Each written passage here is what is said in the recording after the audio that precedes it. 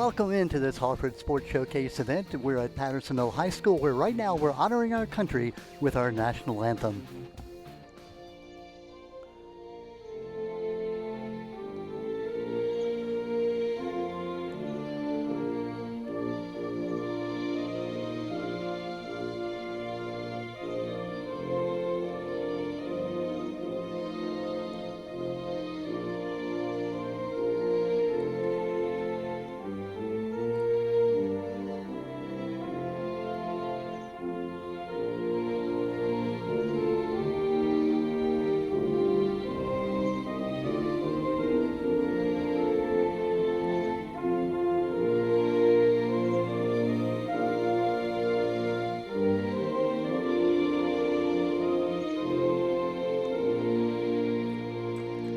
Well, again, welcome into Pattersonville High School. It is the UCBAC semifinal championship baseball game between the number 1 seed Pattersonville High School, winners of the Tidings Division, versus the 6-2 number 1, number 2 seed. Well, let's try that again. Finishing second in the Hatem Division, C. Milton Wright. And again, with the UCBAC playoffs, the way they're working now, 3 divisions and 1 team who has the best record who did not win a division. So in this case, Patterson Mill, who wins the Tidings Division. They are the number 1 seed. The numbers 2 and 3 seed are also playing today. That is the Perryville Panthers hosting the number 3 North Hartford Hawks. And again, the 4th team in the playoffs, the C. Milton Wright Mustangs. They're the team that had the best record that did not win a division title. So again, today's game at Patterson Mill,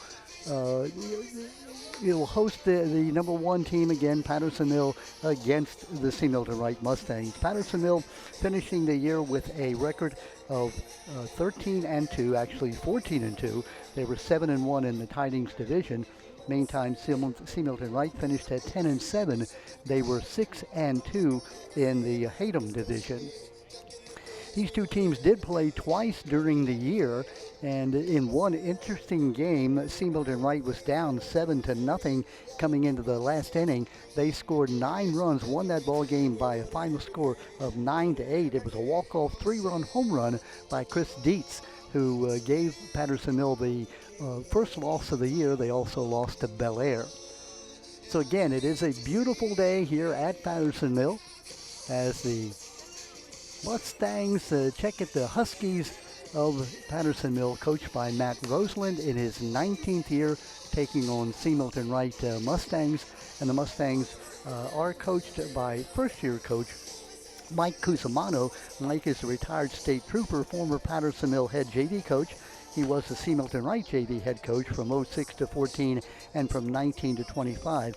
He, by the way, is a 1987 C. Milton Wright graduate, played 4 years of baseball at C. Milton Wright, returning to his alma mater.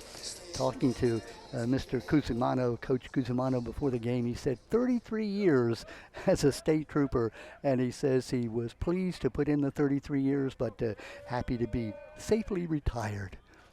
Here we go now to begin the ball game. Leading off for the C. Milton Wright Mustangs will be Charlie Kitts. Charlie, the center fielder, coming in with just a .211 batting average, but he scored 28 runs, has 24 steals, 7 walks, and he's been hit by the pitch 3 times. Pitching is Peter Weber. We'll talk more about him in just a minute. The lefty bunt, and it goes foul down that third base line. That was a good bunt. Playing deep was Bryson Hunter. We'll give you that starting lineup on defensively for the Pattersonville Huskies. They'll start third baseman Bryson Hunter. Logan Sheeler is at shortstop. At second is Jaden Stable. The first baseman Keith Reedy. In the outfield, Nick Redmiles, Mason Himmelt is in center, and Dallas Anderson is the right fielder. The catcher, 4-year starter Trey McGinnis. And as we said, the pitcher, left-hander Peter Weber. Strike 2, swung on and missed. Ball down in the inside part of the plate. Weber, 34 innings on the year. He's 4-0, 4 wins, no losses, at 2.26 ERA, 49 Ks in just 34 innings. Up high, 1-2. Just underway here at Patterson Mill. Again, it is the semifinals of the UCBAC Baseball 2026 Championship. The winner today will play the winner of North Hartford Perryville. That'll come on Tuesday. Swung on the curve and missed, held on to by catcher Trey McGinnis. So down goes Kitts. swinging on the first out of the game. That'll bring up number 4, Brady Perry. Brady is the pitcher today. Brady is senior, batting at .333 with 2 doubles, 5 RBIs, 8 runs scored, 8 walks, and 10 stolen bases. Weber, the lefty, as we said, 4-0 on the year. Curveball, strike is the call. Our umpire is Bill Cook at the plate. Matthew Kane on the bases. That ball bent across the outside corner, strike 1. So far, we've seen Weber with a variety of pitches. Another curveball. That one comes across the plate as well. 0-2. 2 looking strikes on Perry. 1 out, nobody on, top of the first inning. Pattersonville, beautiful field. Matt Roseland, Gerard Clark, who is the athletic director, doing a great job keeping this field in good shape. 19 years they've been playing baseball at Pattersonville since the school opened, and for all 19 years, Matt Roseland, who's the PE department chair of the middle school here at Pattersonville, has been the baseball coach. Up high, 2 balls and 2 strikes on the fastball. Perry started at 0-2, now he's got the count back even at 2-2. We're missing our partner, Tim Lindekamp. Tim is out of town this weekend, so I will be doing the solo work. Ground ball, foul on the curveball. Took a lot off that. Good job by Perry to be ready for that curve. Count holds at 2 balls and 2 strikes. Mustangs are led by their first baseman, Chris Dietz. 3 home runs, including a walk-off home run against Pattersonville earlier in the year when they made that big comeback. Down low, almost hitting. 3 balls and 2 strikes, full count. Perry looking to get on base. Mentioned that he has 10 stolen bases. Having a left-hander on the mound tends to usually cut down on the steal possibilities, but we'll see. 3 balls, 2 strikes. Curveball inside, ball 4. So he went to the curveball on the 3-2 pitch, and the walk recorded by Perry. Good job by Perry. The ball had a lot of the plate before it finally curved out. Now Nick Moskowitz. Nick is number 18, the junior, batting at .294. 4 RBIs, 6 runs, and 3 doubles on the year. 1 on, 1 out. Curveball. Again, that curveball breaks over the outside corner. At this point, it looks like the go-to pitch for Peter Weber. 11 walks on the year in 34 innings. There's the play to first base. At first, that left-handed move to first base, very, very difficult for the base runner to pick it up. As long as that right foot is 3/4 of the way toward home, he can still go to first. Not going. Pop up, off to the right side and out of play.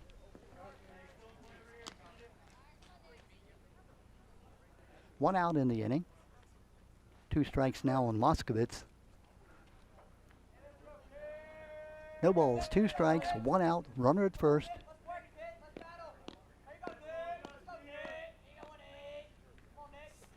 Curveball, a little bit inside. 1 ball, 2 strikes.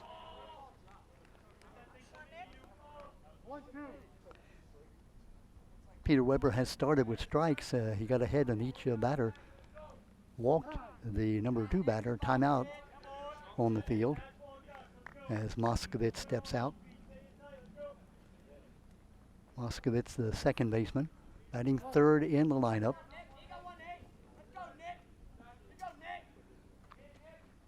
Fastball, strike 3 on the inside corner. Moskowitz didn't think so, but the only person whose opinion counts is the plate umpire, Bill Cook, and he called it a strike. So 2 strikeouts, 1 walk. That'll bring up the cleanup hitter, number 3, Dustin Stem. Stem, the catcher. That's only a .220, 9 RBIs. We asked Coach Cusimano about having a .220 hitter as his cleanup hitter. He says, hey, I have my own way of setting up a lineup. Back to first. Very short lead taken over there by Perry. Perry got on the walk with 1 out. Stayed there on the looking 3rd strike to Moskowitz. Now Dustin Stem. There he goes. Nope. Went halfway and came back, or went a quarter of the way. Strike is called.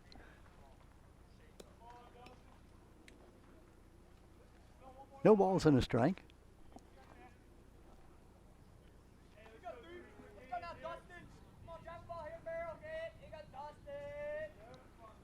Curveball. Stays a bit high. Ball and a strike. Patterson Mill under Matt Roseland. They've been to the state finals 5 times, have not won the state championship in the 1A division. Curveball down low and inside. Great block by catcher Trey McInnes. McInnes, a 4-year starter at catcher, the 5'11", 195-pound senior. Well, if you're a pitcher and you've got a catcher who is good at his trade, that really gives you a lot of confidence. You can bring that breaking ball in, let it hit the dirt, you know he's going to stop it. Inside and low. 3 balls and a strike. Dustin Stem, the batter. Chris Dietz on deck. Remember, Dietz, a young man with 3 home runs. So if he could get on base, Stem we're talking about, Dietz would have a chance to jack one. Curveball swung on and missed. We're full at 3-2. That should turn Perry loose at first base. Running on the pitch. 3-2 and 2 out. Peter Weber has shown that he's not afraid to throw over at first base, so timeout is called. Stem steps out. Dustin's brother Ryan Stem, a senior, playing at shortstop today for C. Milton. Right there's the play at first base. Again, you can see that motion. It looks like he's coming home, but as long as that right foot is not pointed toward home, it's almost like a 45-degree angle. As long as it's behind that 45-degree angle, he can go to first base. No limit on the number of times. There he goes. Swung on and missed. Ball is dropped. And the throw to first base, and the out is recorded from McInnes down to first baseman Keith Reedy. So 3 strikeouts in the inning for pitcher Peter Weber. That time the out recorded from 2 to 3. So no runs, no hits, there were no errors, and 1 runner was left on base. We played 1/2 an inning now, and we'll go to the bottom of the first when Patterson Mill will send up the top of their order: Logan Sheeler, Keith Reedy, and Trey McInnes. Again, welcome into our final event of the 2026 season, our 32nd year on the air for Hartford TV. Happy to have you along. Beautiful weather. Temperatures probably somewhere in the high 60s, maybe low 70s. The wind, if you get a chance to see the flag at some point, blowing crossways from left to right, from left field into right field. Kind of like a gentle breeze, a very comfortable day. Don't want to jinx anything, but there was a slight chance of rain, but right now we're looking at blue sky, just a few puffy white clouds. Again, want to thank Gerard Clark, the athletic director, for all of his work in making us feel very welcome here. And to Matt Roseland, the veteran coach of Patterson Mill. As we said, Matt has been here for 19 years. He played on the 1998 state championship Walthall High School up in New York, went to Towson University. He is the department chair of the middle school physical education program here at Patterson Mill. He was at Bel Air until Patterson Mill opened in 2005 and made the shift over here to Patterson Mill. It's been here ever since. Field is beautiful. If anything, the grass in the infield is a bit high.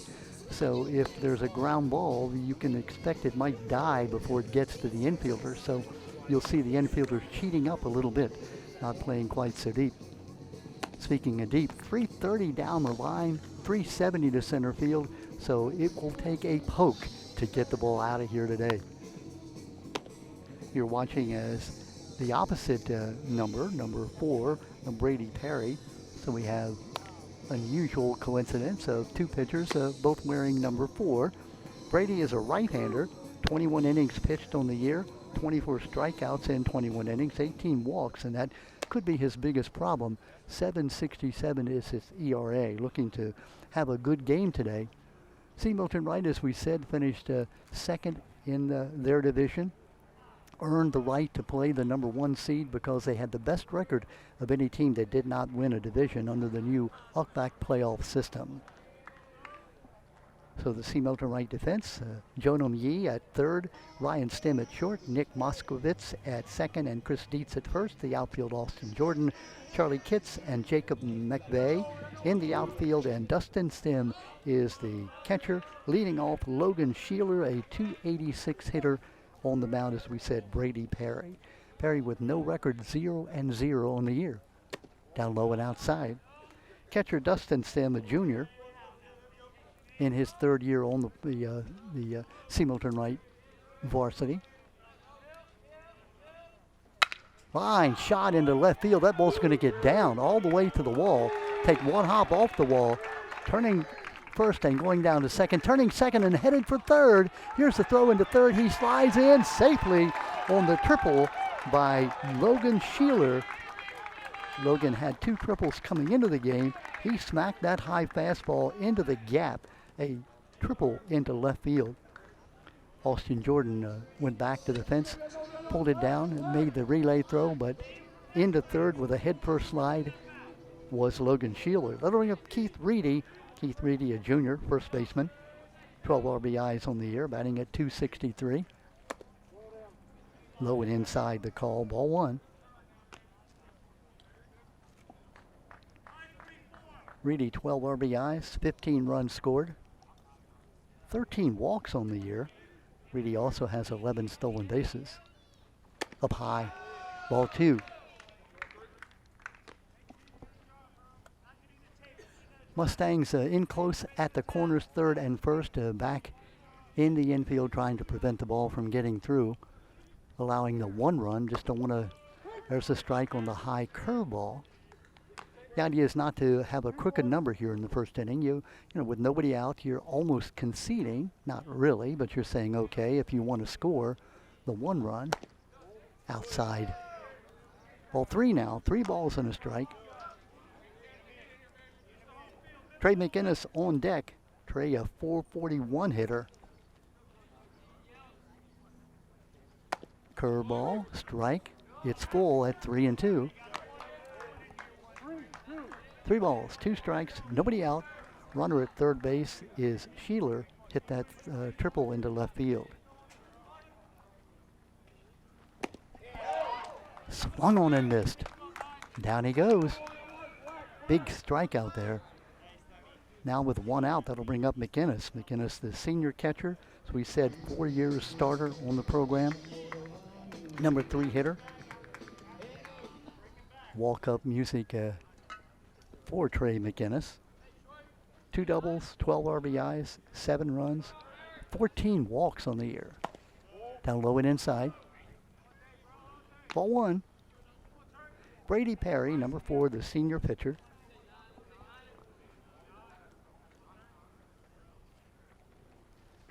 Oh, almost hit him. Skip rope somehow avoided being hit. 2 balls and no strikes.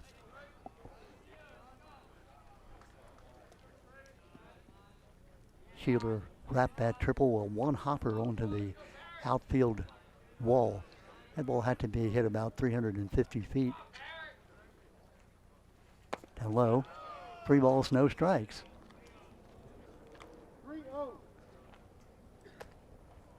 On deck, Bryson Hunter, the cleanup hitter. Bryson, 400 hitter, 5 doubles and a triple. Almost hit him again. Inside, ball 4. Again, as we said, if Perry has had a problem this year, 18 walks in 24 innings. Pardon me, 18 walks in 21 innings. And we do now have a courtesy runner in high school ball. You're a catcher or a pitcher, you can have a courtesy runner come in for you. Try to get that number for you for the Huskies.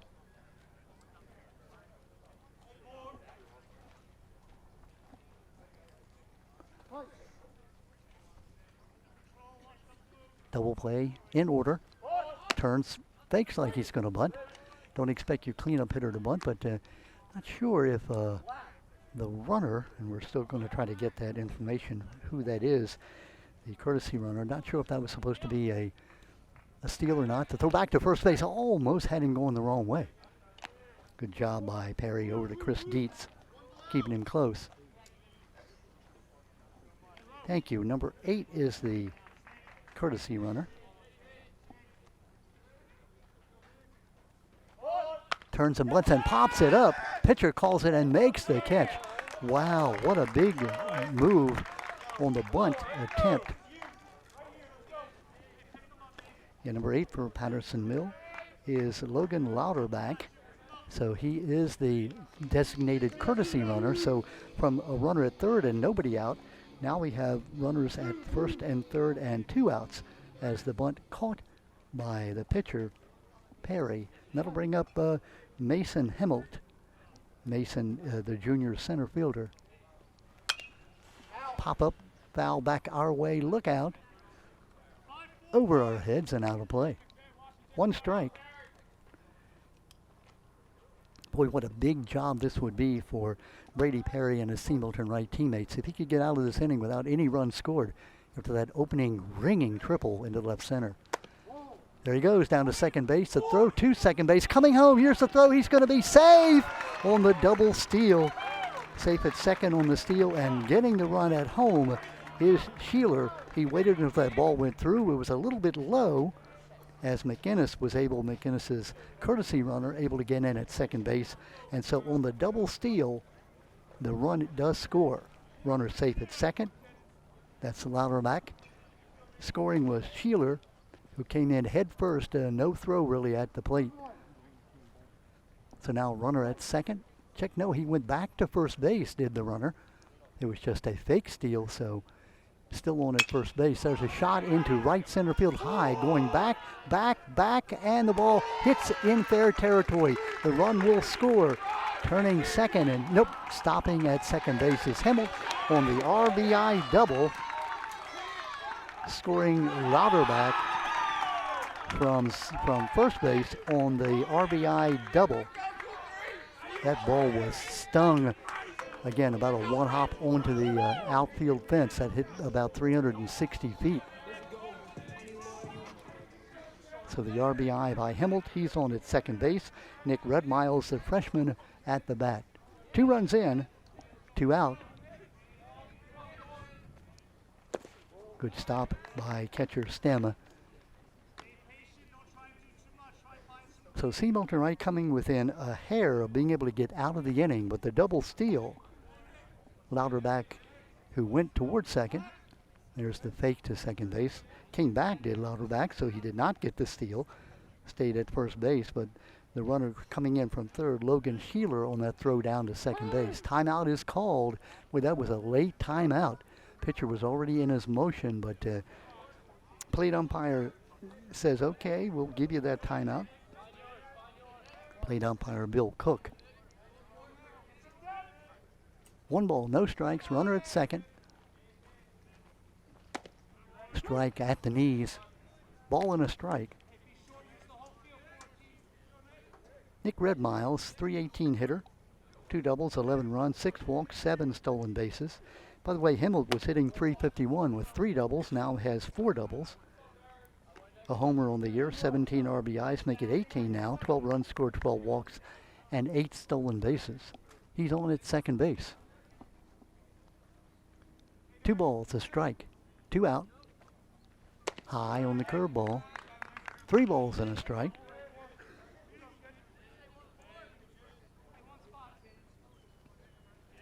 On deck is Clay Matthews. Clay Matthews is the DH today.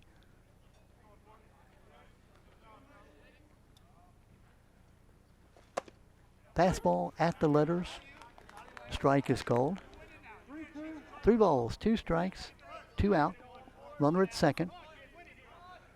Mason Hemmelt, who had that ringing 2-run double, or I should say 1-run double. Swung on, nope, taken for the 3rd out on the strikeout. So the inning does come to a conclusion, but not before Siebelton Wright allows 2 runs to Patterson Mill. 2 runs on 2 base hits. No errors. there was one runner left on base. We played one full inning with the lead 2-0 for the Patterson-Mill Huskies. Big double by Logan Sheeler to lead off the inning, and then a fake steal by Loudermack, the courtesy runner. Sheeler coming in to score on the throw all the way through, and then the big double by Mason Himmelt, and it is a 2-0 lead for Patterson-Mill. Now the question is always, with the catcher throwing through on that fake steal of second base, allowed the run to come in. Do you do that? Well, in the case where Louderback only faked going to second base, shortstop Ryan Stem came in, cut the ball off, but it was a low throw, and so he was not able to get the ball back to the plate in time for the tag. So Seymour Delight scored that run and then got the second run on the big double by Himmel. So we go now to the top of the second inning. Milton Wright will send up Chris Dietz, Jonam Yee, and Jacob McVeigh, the numbers 5, 6, and 7 hitters in the order. We mentioned that Chris Dietz, remember, hit the 3-run walk-off home run against Milton Wright. I should say against Patterson-Mill back in late April. That capped that big rally that Milton Wright put together that brought them back from a big deficit, winning the ball game 9-8. Patterson-Mill back on defense with Chris Dietz, the batter, 429 hitter, 2 doubles, a triple, and 3 homers, 21 RBIs, 26 runs scored. Half swing, called strike. No balls and a strike. Left-hander Peter Weber, I should say, fanned the 3 batters in the first inning around a walk. Brady Perry growing the walk, but nothing happening there as he fanned Kitts leading off the game, swinging. Moskowitz looking and Stem swinging. Dietz now with no balls and 2 strikes. Spread out at the plate. Just low. Good take. The ball was close. Dietz has been hit by the pitch 7 times this year. That seems almost unbelievable. Curveball popped up, foul, and out of play. Ball hit on the screen here. They've got a huge screen that protects the homes behind us, that foul balls don't go into the yards because the screen is about, 40, 50 feet high? 1 ball, 2 strikes. Another foul ball. Foul down that right field line. Peter Weber, not a big kid, 5'10", 175-pound senior. Got a good fastball and a curveball that he really likes, breaking it in off the outside corner. Another foul ball. Chris Dietz hanging tough.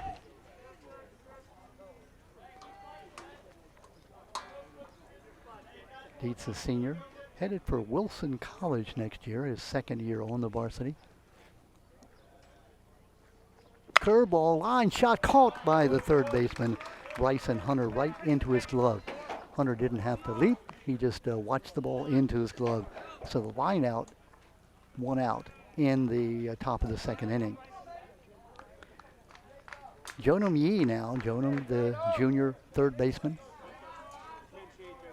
Jonam a 476 hitter, 8 doubles and a triple, 13 RBIs, 14 runs scored. Pop-up foul and out of play. Weber is throwing strikes, and it looks like the Mustangs are in swing mode.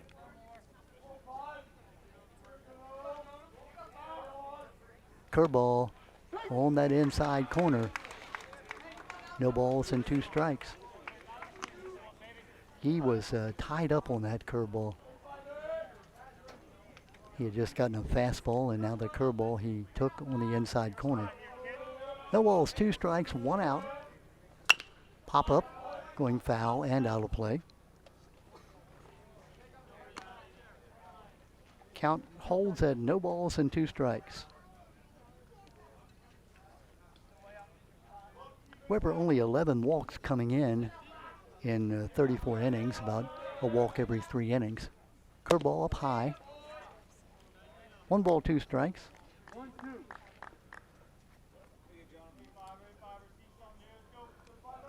In this game on a Friday afternoon, the 2 winners, the other game being played inside, 2 balls and 2 strikes. The other game between Perryville and North Hartford, winner of that game being played today, will play the winner of this game on Tuesday for the Yuckback Championship. There's a pop-up. Pitcher moving on it. First baseman shielding his eyes and will not be able to make the catch. That ball tends to come back toward the infield with that spin on it. Keith Reedy looked like he had a beat on it, but that sun was giving him problems. And as we're looking at it, the sun is just over the trees on the third base side of the field, so the sun was right in his eyes. So some life now on the error charge to the first baseman for Yee. Count holds at 2 balls and 2 strikes. Curveball, squib, that could come back fair, and finally does not. That ball hit right off the end of the bat. Had a lot of English on it coming down that line. Kind of interesting, the lines here at Patterson Mill. Normally you have a dirt line going down the first and third base line. Here it's all grass. So if the ball were to hit a tuft of grass, it might have a chance of going back fair. 2 balls, 2 strikes, 1 out. Top of the second. Line shot going to be foul in left field. Yee turned on it. Hit into the teeth of that wind. The wind that's blowing from left to right. A little bit in, but pretty much from left to right. Umpire Cook with a fresh set of baseballs. 2 balls, 2 strikes, 1 out. Top of the second. 2-0 lead for C. Milton. Up high, and I missed the ball. The scoreboard says 2-2. The umpire says nope. You need 4 balls to get on base, and they're going to bring Yee back to the plate. Now, maybe Jonum was thinking they won't know it. I'll go on down to first base. But instead, he will come back. Now it is 3 balls and 2 strikes. Scoreboard said 2 balls, and I had 2 balls, but Jonum Lee thought there were 3 balls on him at the time, and now it is 3 balls and 2 strikes. Lee will have to compose himself, get back in. Weber with the pitch. Fly ball. Moving on at second baseman, back, pedaling, and unable to make the catch as that wind and combination of sun, second time in this single at bat where Lee has gotten on base now because the first baseman missed a pop-up, and now second baseman misses a pop-up. We'll have to charge an error to the second baseman. In baseball parlance, it has to be a clean hit to be the first hit of the ball game. But there is a runner now on first with 1 out, and then brings up Jacob McVeigh. Big break for C. Milton Wright. Curveball line shot into left field, going back on that left fielder over his head, off the wall. Let Miles retrieves it, throws the ball back in. There'll be runners at second and third on the ringing double by Jacob McVeigh. That ball 1 hop off the outfield fence. McVeigh came in with just a 143 batting average, which you wouldn't know it by that shot. Now runners at second and third with just 1 out, and Austin Jordan, the sophomore left fielder, at the bat. Base hit here could tie the game. Interesting, Patterson Mill is bringing their infield in.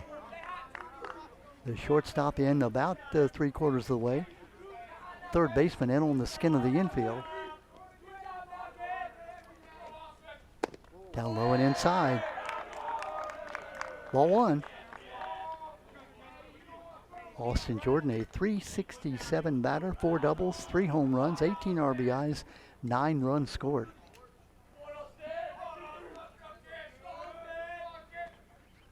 Curveball, pop up in the infield, coming on center fielder, tagging at third, the catch, and he will not come. Great throw in, a nice cuddle. Good job by center fielder Mason Himmelt coming in. Keith Reedy there to cut it off at the mound. And so the fly out and the runners have to stay where they were, second and third. Yee on third, and McVeigh on second. 2 out now on the fly out to center field. That brings up the number 9 hitter, Ryan Stem. Ryan, a 278 hitter, 16 RBIs, 3 doubles, and a home run.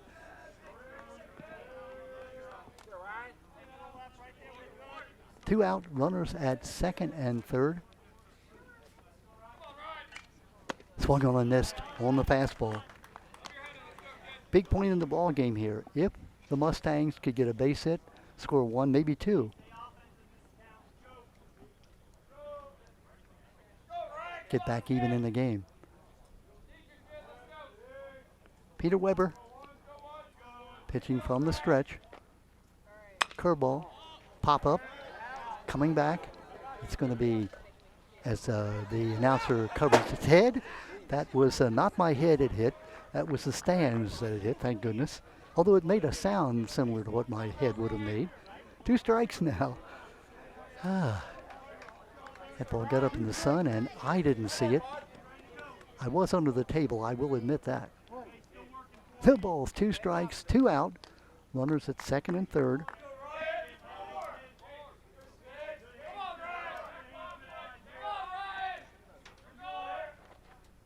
Swung on and missed.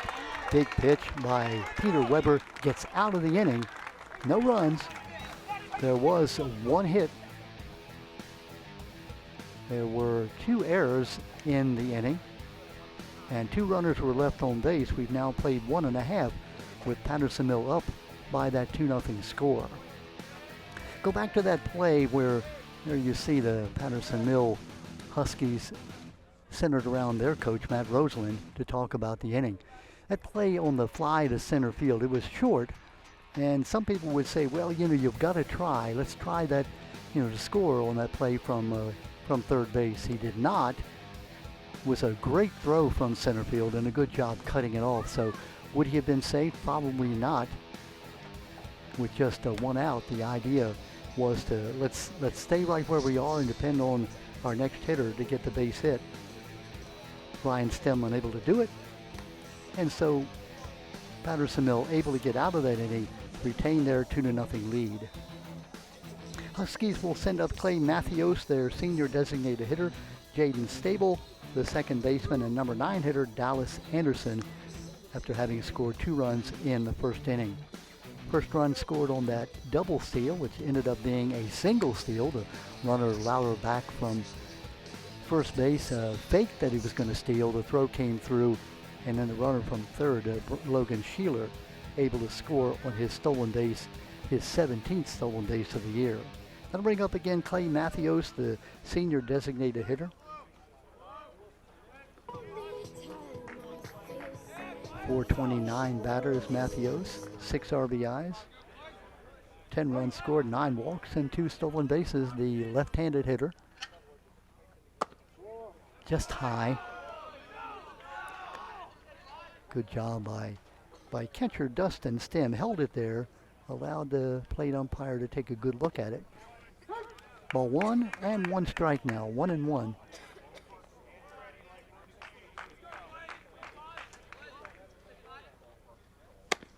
High and outside, 2 balls and a strike. Again, if you look at Brady Perry's stats with 24 strikeouts in 21 innings, but he also has 18 walks coming in. And he's down 3-1 to the leadoff hitter. Ball 4, down low. Second inning where the Mustangs, I should say the Huskies, have gotten the leadoff runner on base. First inning was on Logan Sheeler's ringing triple, this time on a walk. Bring up Jaden Stable. Jaden, the second baseman, 267 hitter. Matthews on at first base, big lead. Pop up, catcher moving, makes the catch. Second time the Huskies had been able to get a bunt down. So the pop up caught by the catcher Dustin Stem. Runner Matthews stays right where he was, and it'll bring up the number 9 hitter, another left-hander, Dallas Anderson. Dallas a double and 8 RBIs. Dallas a junior. Down low. Stem with a good backhanded stab. Pitcher Brady Perry, 0-0 on the year, 21 innings pitched. Trying to hold the Huskies right where they are. Fake down to first base. Stem came up like he was going to throw, didn't. 2 balls, no strikes. 1 out, runner on at first base.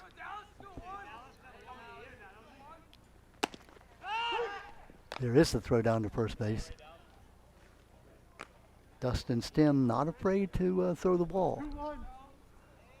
The idea is to keep that runner close at first base. Down low. I think it hit him, and yes, indeed it did. Hit by the pitch. Anderson going down to first base.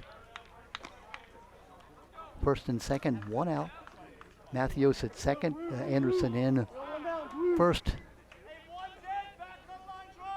I think he got hit on the shoe. None the worse for wear. And that'll bring up the leadoff hitter, Logan Sheeler, who bombed that triple into left center field back in the first inning, leading off the game, or at least leading off the bottom of the first. Sheeler, a .286 hitter. 1 out. Perry looks the runner back at second base. Double play formation. Squaring as if to bunt. Throw down to third base, and nobody is covering third, and the double steal is recorded. Beautiful play by Patterson-Mill. Faked the bunt, brought the third baseman in. Shortstop was late getting there, and so the double steal is recorded. Anderson down to third, and Matthews at third. Anderson down at second.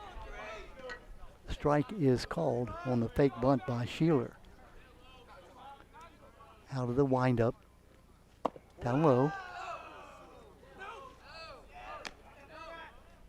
You'll notice if you get a look at the runner at third base, Matthews, he'll come down in foul territory, meaning that if he were to get hit by a ball hit by the batter, it would not be an out. If he's in fair territory, he would be out. Line shot into left field. It's going to be falling in front of the left fielder. And 1 run will score. Holding on at third base is Anderson. Run scoring Matthews from third base on the single by Sheeler. Second time that Sheeler has just bombed the ball, this time on a line. Left fielder Austin Jordan came in, thought about trying to make the shoestring catch. Instead, let it hit in front of him. Good move by Matthews being able to score, and Anderson moving up to third base. There's the third run of the game now for Patterson-Mill. Bring up Keith Reedy. Keith Reedy, who fanned back in the first inning. 1 out, runners at second and third.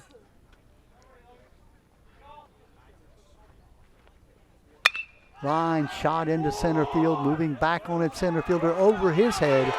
1 run will score, 2 runs will score. Here comes a runner toward third base, the throw to third base, and he is sliding in safely. It's a triple by Keith Reedy, knocking in 2 more runs, bombing that ball into left center field, scoring Anderson easily, and all the way from first base, Sheeler. So now with just 1 out, 3 runs in, it is, here you'll see the replay, you'll see the slide into third base. The head first slide by Keith Reedy. Reedy with his second triple of the year gets the RBI. That'll bring up Trey McGinnis, the 4-year catcher who walked, stole a base, and scored a run back in the first inning. McGinnis, the number 3 hitter in the lineup. Ground ball foul. 1 out. Seabold Wright still playing back. I thought they might come in to try to cut off the run. Had that runner at third base. Keith Reedy. Down low. 1 ball, 1 strike. 2 runs in the first. 3 runs so far here in the second for Patterson-Mill. Curveball, inside corner strike. 1 ball, 2 strikes.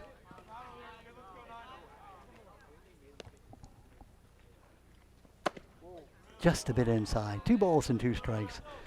You could tell Brady Perry from his reaction on the mound. He thought he might have had a bit of the inside corner. 2 balls, 2 strikes, 1 out. Fly ball foul. Out in front was McInnes. Trey McInnes, 441 hitter, 2 doubles, 12 RBIs, 7 runs scored, 14 walks coming in.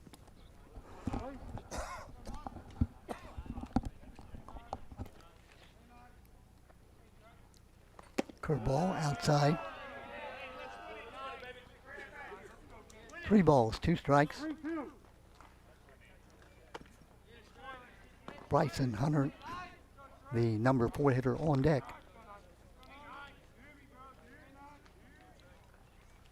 Inside and low, ball 4.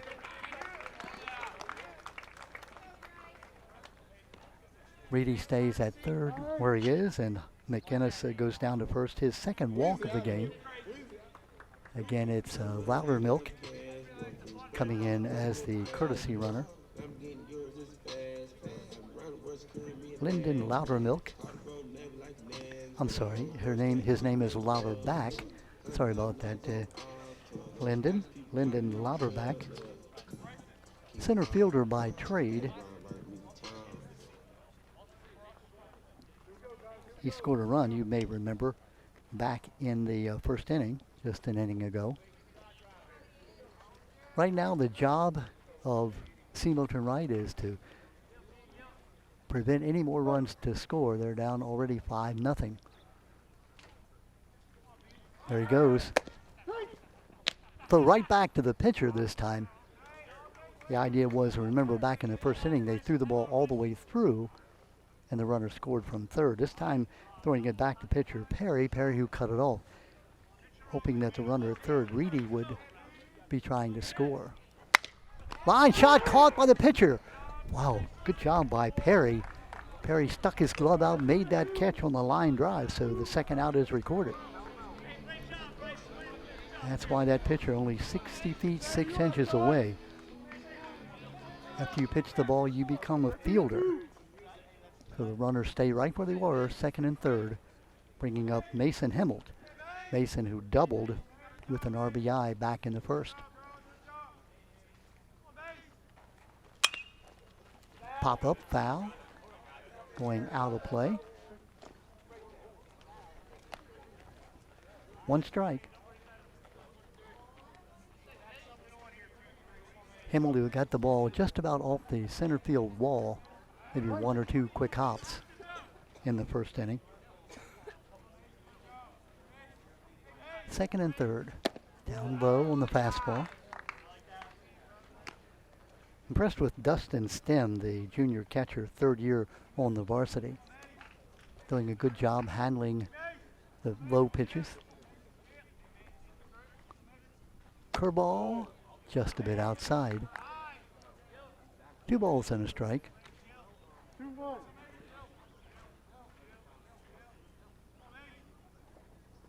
Mason Hemmelt, the center fielder, 351 hitter. Down low and outside, scooped. Good job preventing that run from scoring. Backstop here is kind of standard. It's maybe about 30 feet, maybe 25 feet from the plate. Good secondary lead by Keith Reedy, so anything wild, he's going to be able to score. 3 balls and a strike, 2 out. Runners at second and third. Up high, ball 4, and the bases are loaded. Bring up Nick Redmiles, the freshman who fan-looking ended the first inning. The 9th hitter to bat here in this bottom of the second inning. 3 runs in, 3 runners on. Big part of the ball game where Mustangs attempting to keep it close. Swung on a missed on the low outside pitch. We mentioned that if Perry has a real bugaboo, it is the wildness. He's now walked 1, 2, and hit 1 down low. Actually, he's now walked 3 and hit 1. 1 ball, 1 strike, 2 out, bases loaded. Stepping off, Perry.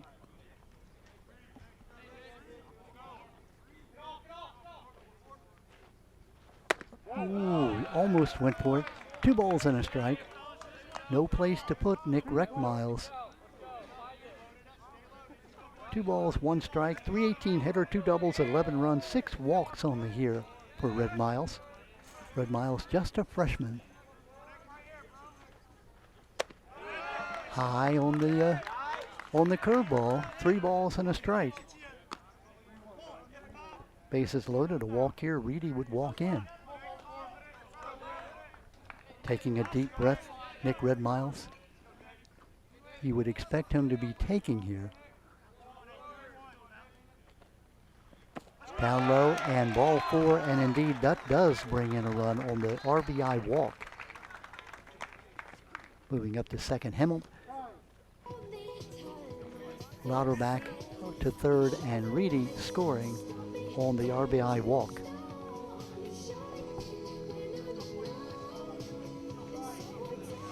Clay Matthews, who walked leading off this inning, stole a base, scored on the RBI single by Sheeler. Strike up high on the inside corner. Strike 1.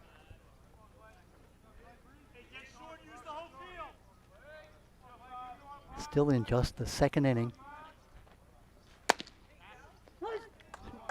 Strike on that inside corner. Boy, that's just what the doctor ordered if you're pitcher Brady Perry. You're up. No balls, 2 strikes. Pop up.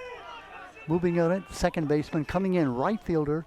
And the right fielder makes the catch, almost overran it.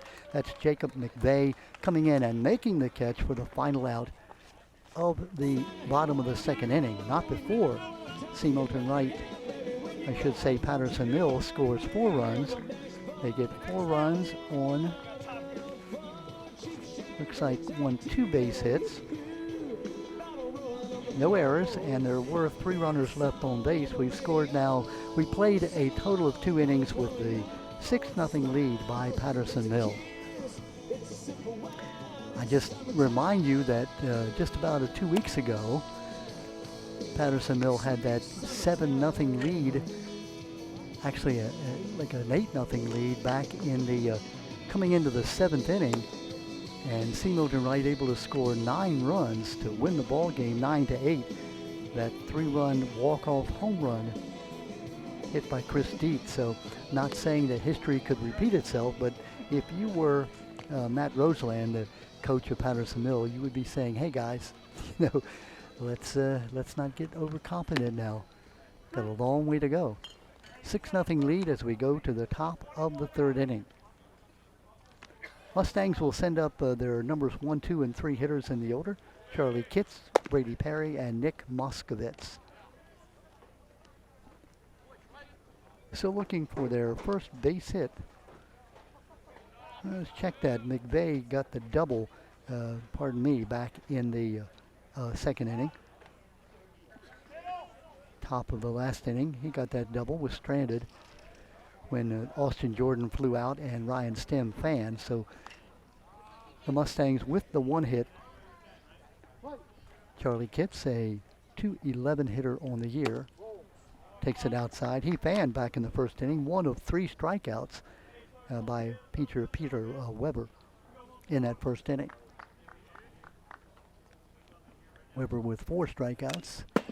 Foul back, right on it, but right back to the screen. 1 ball and 1 strike. Kitts has 2 doubles and a triple, 28 runs scored, 24 steals, 7 walks, 3 times hit by the pitch. Swung on and missed. 2 strikes now, 1 and 2. So Kitts, despite the fact he has a relatively low batting average of .211, is your ideal leadoff hitter getting on base. Pop up, foul, and out of play. Heading back to our right. Count stays at 1 ball and 2 strikes. Top of the 3rd inning. Patterson-Mill scored 2 in the first, 4 in the second. They lead 6-0. Curveball, foul back.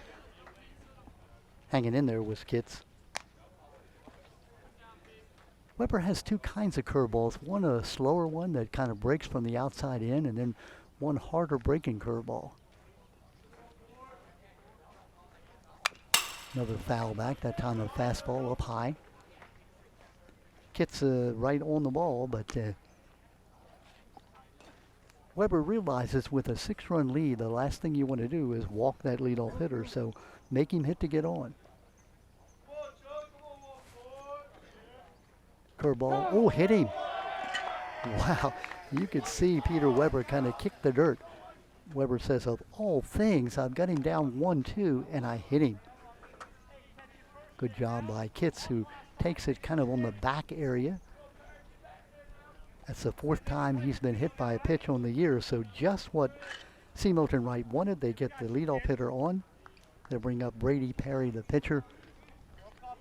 Perry, a .333 hitter, 5 RBIs, 8 walks, 10 stolen bases, 8 runs scored, a couple of doubles on the year.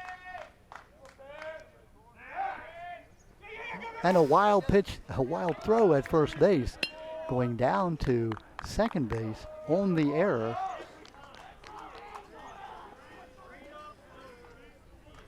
Matt Roseland, you can't see him, he's not in your picture right now, but he is kind of pacing over there in the third base dugout, the coach of Patterson-Mill.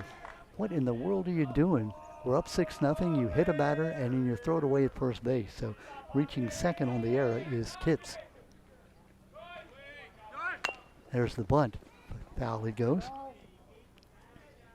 So Kitts down at second base. The count 1 strike on the batter Brady Perry.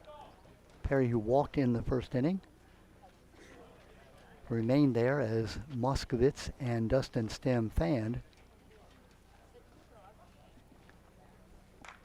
Top of the 3rd inning. It is the UCBAC semifinal championship game. The winner here plays for the championship on Tuesday, this game being played on a Friday. Here's our final sports showcase event for the 2026 season, our 32nd year on the air. There's the fake to second base. And again, Matt Roseland looking like, hey, we're up 6-0. Concentrate on the batter. Strike. There's that curveball. Looked like Perry kind of gave up on it, and the ball bent across the outside corner. Catcher McInnes was up out of his crouch, ready to throw the ball. The wind's picking up, and goodness, it's changed directions, going now from right to left and blowing out. Swung on and missed on the curveball, but missed by the catcher. The throw down to first base, and the out is recorded. Good job by McInnes on that low pitch, was able to semi-block it, came back to the backstop, picked it up through the first base for the out. So the strikeout is completed from 2 to 3 from the catcher to first base, and going down to third on the throw was Charlie Kitts. Good job by McInnes, was able to get some of his body on the ball, able to keep it from going all the way to the backstop. Brings up Moskowitz now. Moskowitz fanned back in the first inning. Curveball. Beautiful breaker. Fanned looking, did Nick Moskowitz in the first inning. .294 hitter. Boy, a base hit here would just be exactly what C. Milton Wright would love. Swung on and missed on another curveball. Down 0-2 now. Runner at third base is Kitts, hit by a pitch. Reached second on an error. Attempted pickoff by pitcher Weber. Got down to third on that throw on the strikeout. Strike 3 on the inside corner on the fastball. After 2 curveballs, he busted the fastball right on the inside corner. 2 strikeouts, and that'll bring up Dustin Stem now, the number 4 hitter, who fanned back in the first inning to end that rally. Stem, a .220 hitter, 9 RBIs on the year. Curveball swung and missed. So Weber, who got himself into trouble by hitting a batter and then making a wild pickoff attempt, is now working just about one strike away from getting out of it. Curveball, pop up, second baseman calling, Stable, and Stable battling the sun, able to make the put out on the pop up, ending the inning with no damage for the Mustangs. They get no runs on no hits, no errors, and there was one runner left on base. We have now played 2.5, and it is a 6-0 lead for the Pattersonville Huskies. So twice C. Milton Wright has threatened. They've gotten runners in scoring position, but Peter Weber has been tough when he needed to be, with the strikeouts and that time getting the pop-up. So now we go to the bottom of the third inning. Pattersonville will be sending up the bottom 3 of their order. Play Matthews, Jaden Stable, and Dallas Anderson. But remember, it was that bottom part of the order that got the rally started, the big 4-run rally in the last inning.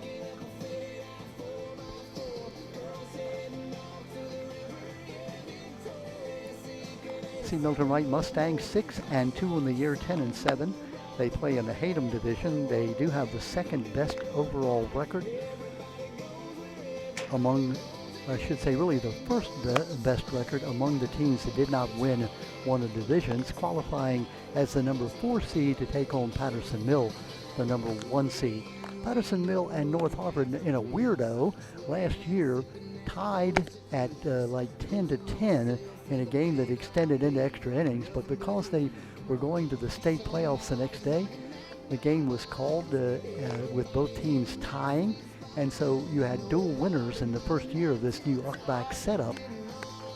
So Patterson-Mill looking to try to get a second straight Uckback win.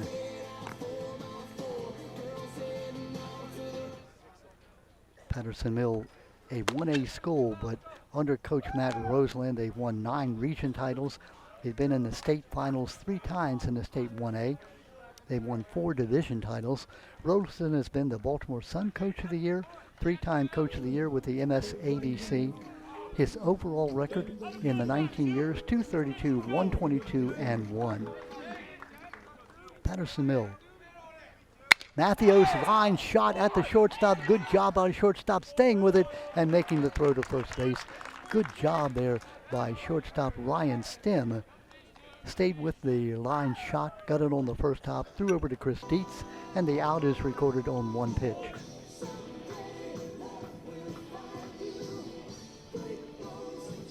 Ryan Stem, who stayed down on the ball. That'll bring up number 1. This is Dallas Anderson, and I do pardon you, that was Jaden Stable who got that ground out. And now it's Anderson. Stable, who walked, stole a base, and scored a run. Stable now, who hit that line shot to shortstop and was out. Ground ball now to the second baseman. Fielded and booted. Now the throw to first base, and the out is recorded. Good job by Nick Moskovitz to stay with it, getting the out from 4-3.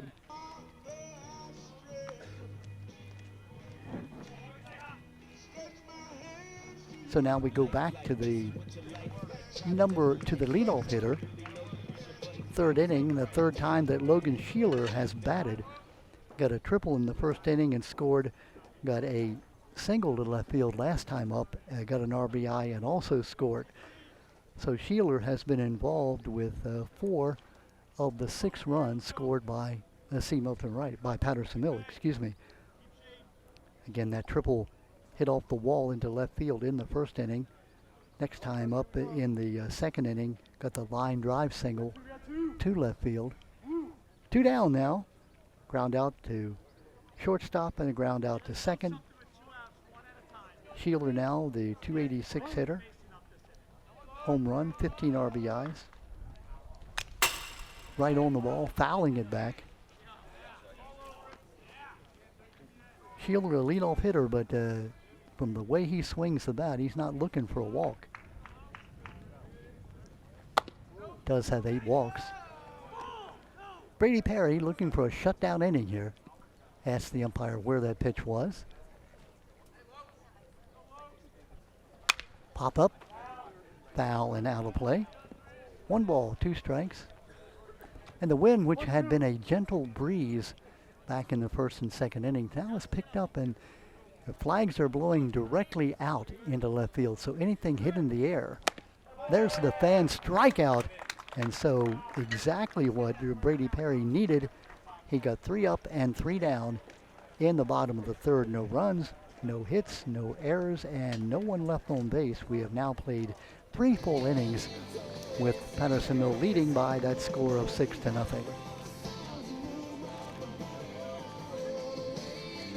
Brady Perry, who had been having trouble locating the ball in the first 2 innings, that time had the ball right where he wanted it. Got the strikeout. We mentioned that Perry has 24 strikeouts in 21 innings coming in. He's now fanned, let's see, 1, 2, he's now fanned 3 in 3 innings. Huskies have 6 runs on 4 base hits. Mentioned that Perry has had trouble with his control, and he's walked 3 and hit 1. So now we go to the top of the 4th inning. Mustangs will send up Chris Dietz, Jonam Yee, and Jacob McVeigh. That's their numbers 5, 6, and 7 hitters. Peter Weber through the first 3 innings, allowing just the 1 base hit. He's had runners on base in every inning. Had a runner on first on a walk in the first inning. 2 runners at second and third in the second inning, and a runner at third in the third inning, but has not allowed a run as of yet.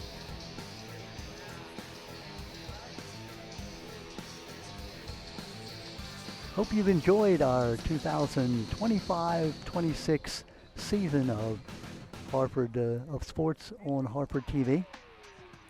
Again, this being our final telecast of the 2025-26 year.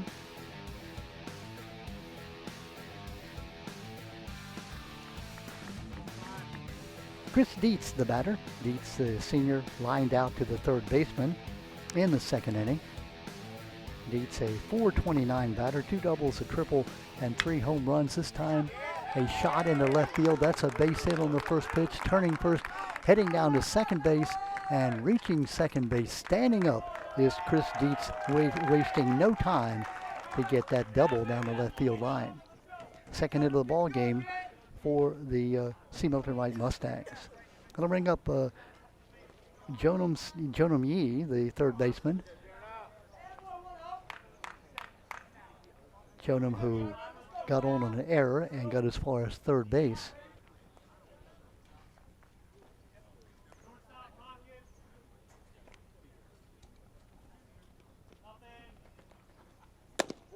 Outside is the pitch. Ball 1.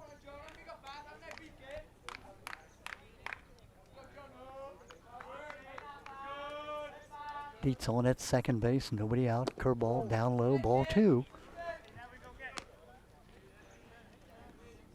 If you recall, back in the third inning, that hit batter, Charlie Kitts, hit by pitcher Peter Weber. Threw wildly to first, he got to second base. Ball 3 now. 3-0. Having been in those coach's shoes at one time in my life, I can only imagine Matt Roseland, what he's thinking at this point.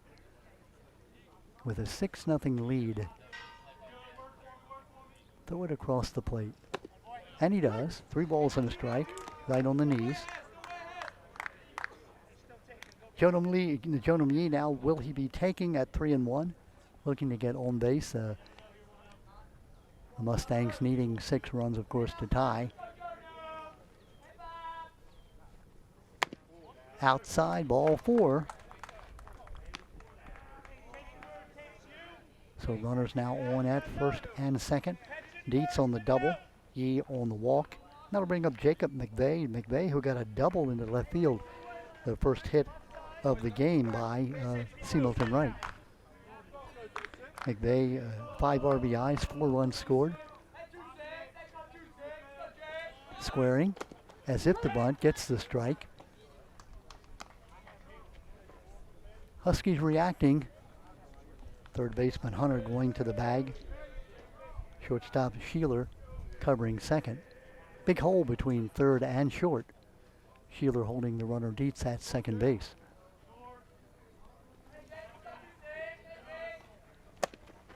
To first base, back safely is Yee. Trey McInnes, the senior catcher, showing off that arm. Keith Reedy, the first baseman, putting the tag on. Again, runners first and second. 1 ball, 1 strike. Curveball. Strike is the call. McVeigh not happy at all. He thought that was outside. Umpire Cook says, nope, it caught that corner. 1 ball, 2 strikes, nobody out. Runners at first and second, top of the 4th inning. Curveball.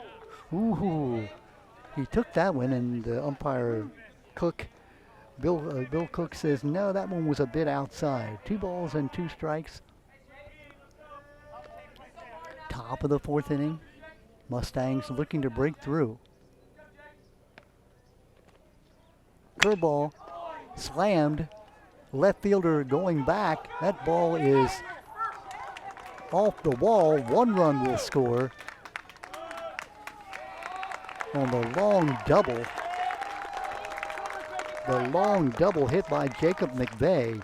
Scoring from second base is Dietz. Going down to third base is Yee. On at second base on the double. That ball helped along by the wind, but he hit it well. And so just like that, the Mustangs have broken through, scored their first run of the game, and still nobody out. And Matt Roseland, coach for 19 years at Patterson Mill, walking slowly to the mound, gathering his infield around him and discussing, hey, look, we're still up 6-1, but remember what this team did to us. They were down by, 7-8 runs back the first time we played them, and they came back and won the ball game in walk-off fashion. So let's not take anything for granted. Runners at second and third, nobody out. Austin Jordan due to bat. That ball was stung. And again, the wind, which we have watched shifting, now looks like it's kind of swirling. It was going from first base out, and now it's going that way again. So it appeared sometimes the wind is blowing from left to right, and now it's blowing straight out into left field.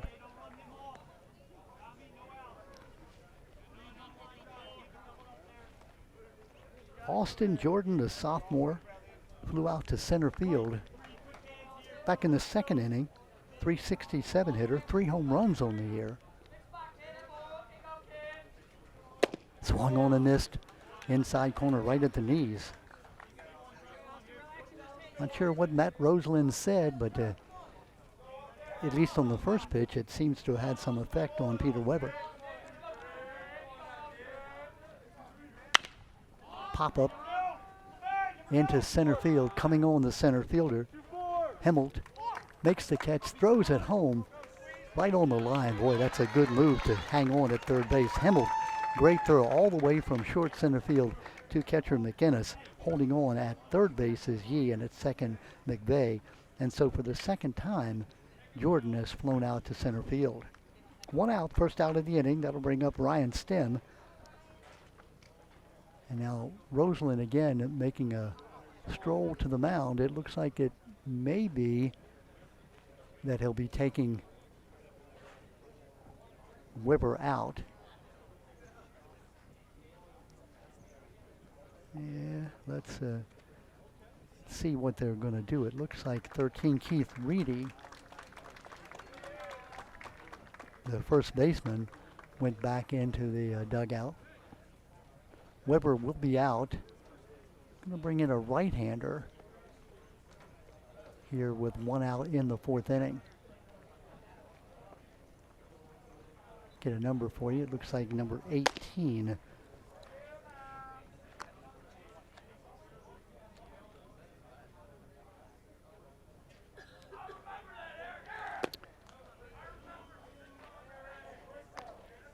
I don't have a number 18 on my roster, unfortunately.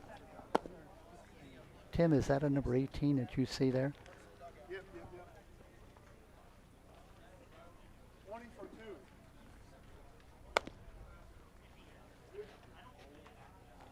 And we're hoping that somebody from the Patterson Mill side will come tell us what the changes are.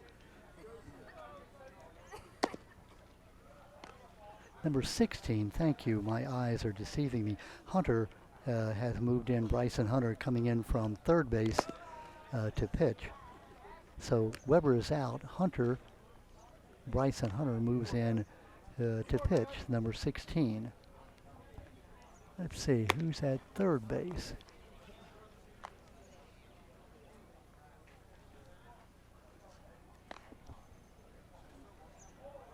So they have made the move here, even though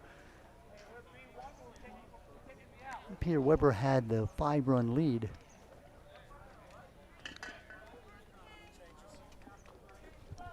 Let's see. So Hunter is coming into pitch.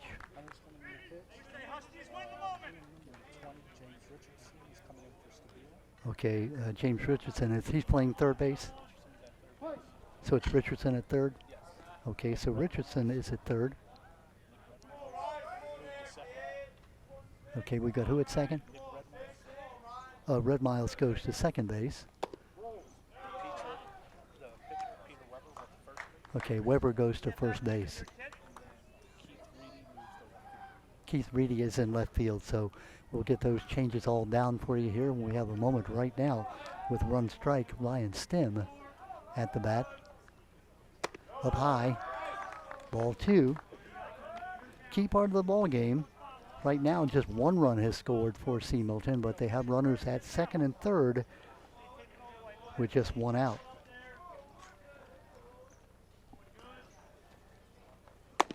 Strike on the outside corner, big pitch, 2-1.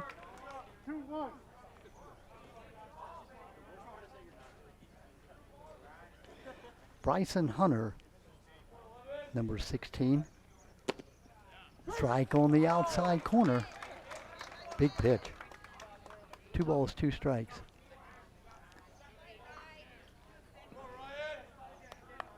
Ryan Stem, a .278 hitter on the year. Key spot, curveball, ground ball, foul. At third base, count stays at 2 balls and 2 strikes. Stem fanned into the second inning in his first time at the bat. 3 doubles, a home run, 16 RBIs. Base hit here, could score 2. Fly ball, left field and deep. Going back over the left fielder's head, it will drop in for the double. Going down to second base, and a big 2-run double by Ryan Stem. Scoring Yee from third base, scoring McVeigh from second. And just like that, we now have a 6-3 game. 2 strikes. Got a high pitch. Clubbed it out into left field, riding that wind. So runner on at second base is Ryan Stem, and that'll bring up the top of the order, Charlie Kitts. Charlie Kitts, who got hit by a pitch, got to third base last inning. Squares the bunt and fouls it back. Charlie Kitts, a senior, .211 hitter, 2 doubles and a triple, 28 runs scored, 24 steals, 7 walks, and 3 times hit by a pitch. Is fanned out, and is fanned, I should say, and did get hit by a pitch the last time up.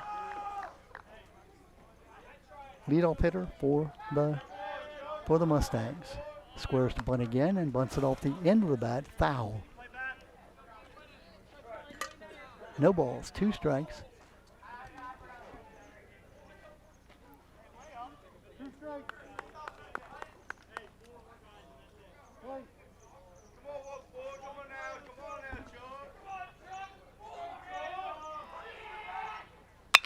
There's a ground ball up the middle and caught by the shortstop, and a throw to first base for the out.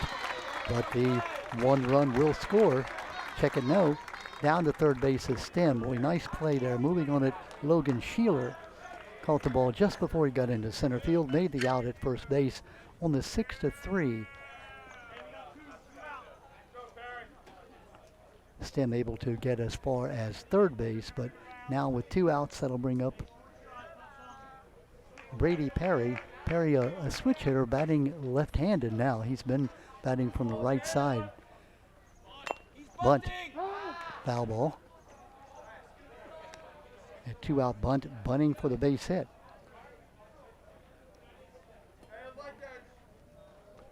So the Mustangs have broken through with 3 big runs here in the top of the 4th inning, narrowing what had been a 6-0 lead into 6-3. Base hit here could make it 6-4. Right off the end of the bat, squibbed foul.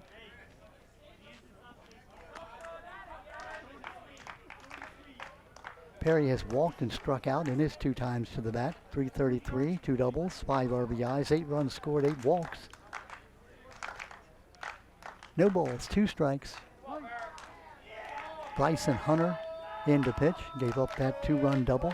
Runs were charged to the starting pitcher, Peter Weber. Swung on and missed. And that will bring to a conclusion the top of the 4th inning, but not before C. Milton Wright scores 3 runs on 2 base hits, on 3 base hits, 3 runs, 3 hits, no errors, and there was 1 big runner left on third base. So now after 3.5 innings, C. Milton Wright has narrowed the lead to 6-3 for Patterson Mill.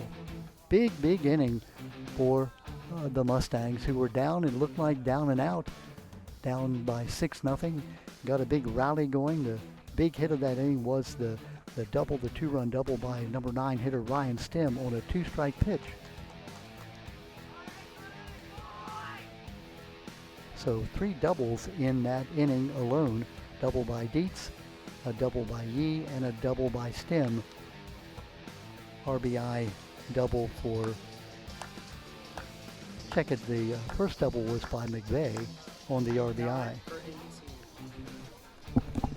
9 for 18. We have a change here. Thank you to the scorekeeper from C. Milton Wright. It looks like we're going to put number 9 in. Eric Penny goes in to replace Nick Moskovitz. So if you're keeping score, the new second baseman will be number 9, Eric Penny. And coming out will be Moskovitz. So here we go now to the bottom of the 4th inning. What had been a cakewalk, apparently, for Patterson Mill now has turned into another nail-biter. Still up by 3. And, of course, if you are Brady Perry, your job is to throw another goose egg at Patterson Mill. Last inning, his first inning where he put them out 3 up and 3 down. 2 ground outs and a strikeout. Keith Reedy will lead off for Patterson Mill.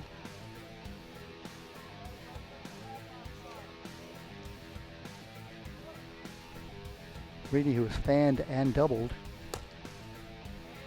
Just a bit low. Dustin Stem holds that pitch for umpire Bill Cook to get a good look at.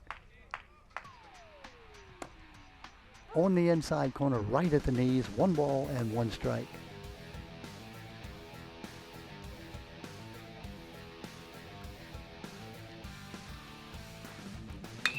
There's a shot into left center field. That's going to get down for 1 base and more. Turning first and going down to second base on the line shot double is Keith Reedy. Reedy's second double of the game. Leading off here in the bottom of the in the bottom of the 4th inning. Reedy 2 for 3, and that'll bring up the number 3 hitter in the order, Trey McGinnis. Trey, who got a walk and a stolen base, scored a run, walked also in the 2nd inning. Strike on the outside corner, strike one. Trey McInnes, a .441 batter, 2 doubles and 12 RBIs.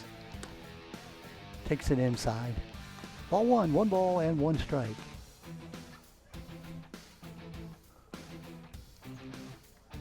Bottom of the 4th inning. Foul ball right at the plate. May have gotten a piece of Trey McInnes.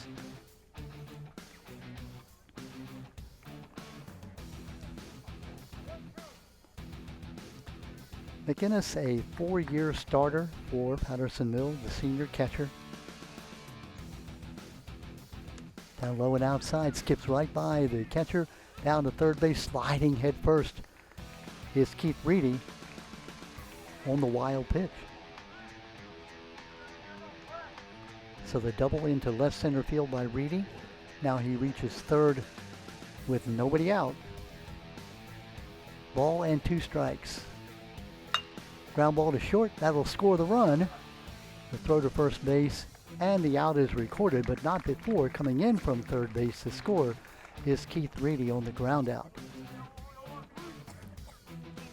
So 1 out, but the run in for Patterson Mill, that's their 7th run of the game.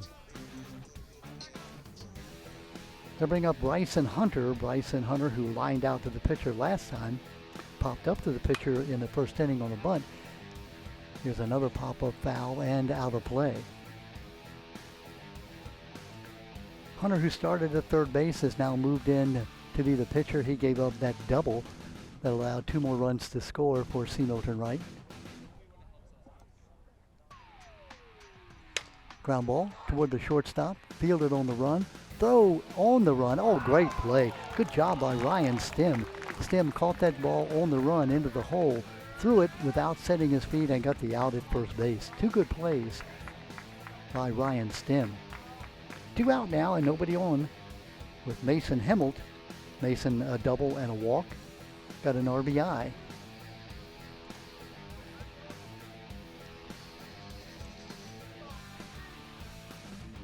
Timeout is called by Matt Roseland, the coach and third base coach, head coach for Patterson Mill. Hemmelt, a .351 hitter, junior, 3 doubles and a home run, 17 RBIs on the year. Has 12 walks as well. Umpire Bill Cook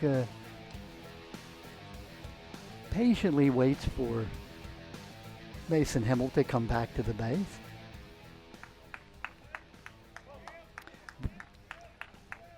Brady Perry going all the way for C. Milton Wright, swung on and missed on the fastball.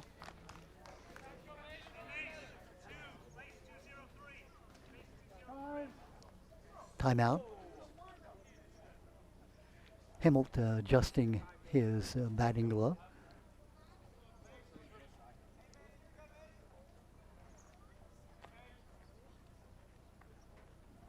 Fastball just a bit inside. You could see the displeasure exhibited by Brady Perry on the mound. He thought he had a lot of that inside corner. 1 ball, 1 strike.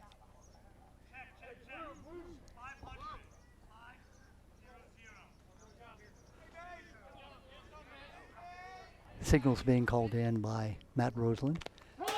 It hit him up inside. Hemmelt is hit by the pitch, the 2nd hit batter of the game. He'll go down to first base with 2 out. Nick Redmiles now coming up for the bat. Redmiles, who is fanned and flew out to center field his 3rd time up, batting at .318 on the year. Redmiles, a freshman.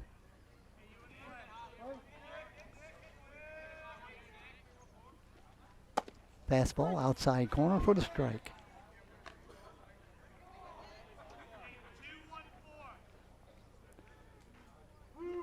Redmiles, a .318 hitter, 2 doubles on the year. Outside corner, right at the knees. 2 strikes, 0-2.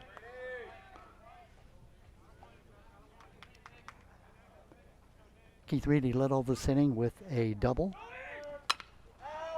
Pop up. Right off the end of the bat. Ball's safely, no one able to get to the ball. May have seen Landon Melnick retrieve that ball and throw it in left-handed. Landon broke his right wrist, hit by a pitch a couple of games ago. Hoping to be back in time for the playoffs if the Mustangs can get toward the state championship in the playoff season.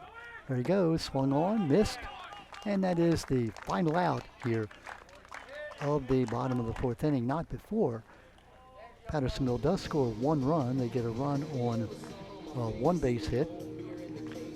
There were no errors and one runner was left on base. We've now played 4 complete. It's a 7-3 lead for the Pattersonville Huskies. There you see Matt Roseland talking to his players.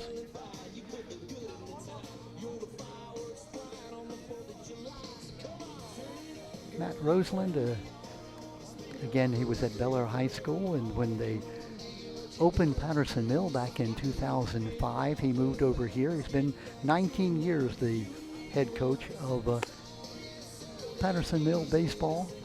He's really built a great program. As we mentioned, 9 region titles, 3 state Final Fours, 4 division titles, a one-time coach in Baltimore Sun Coach of the Year, and a 3-time Coach of the Year by the MSABC. His cumulative record, 232 wins, 122 losses, and 1 tie. Remember, this is a 1A school, meaning it is, of the 4 classifications, the smallest school of the 4. Assistant coaches Bill Benson and Billy Benson. Joe Mirabelle is also the assistant coach. For C. Milton Wright, the head coach Mike Cusimano. Mike, his first year as the head coach here after being the JV head coach both at Patterson-Mill and C. Milton Wright. 1987 graduate of C. Milton Wright, where he played 4 years at first base and never committed an error. That's pretty good. Ricky Sheeler, also a coach, 2013 C. Milton Wright grad, and Kevin Connor, the other assistant coach at C. Milton Wright, a Falston graduate. And that'll bring us up now to the top of the 5th inning. C. Milton Wright will send up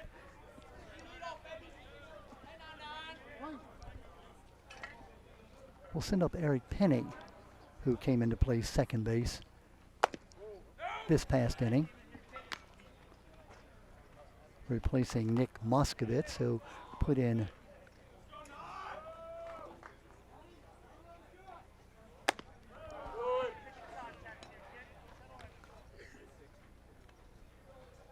Eric Penny, now at second base and batting. Penny right down that third base line. That's going to go for a double as a left fielder Austin Jordan comes in to field the ball. A ringing double by Penny, who just came into the ball game last inning. So here comes Dustin Stem, Dustin the catcher.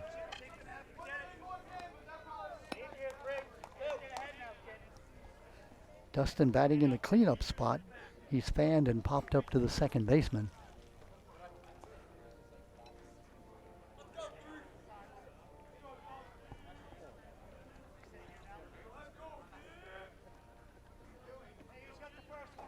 Runner on at second base and nobody out. We're in the top of the 5th inning.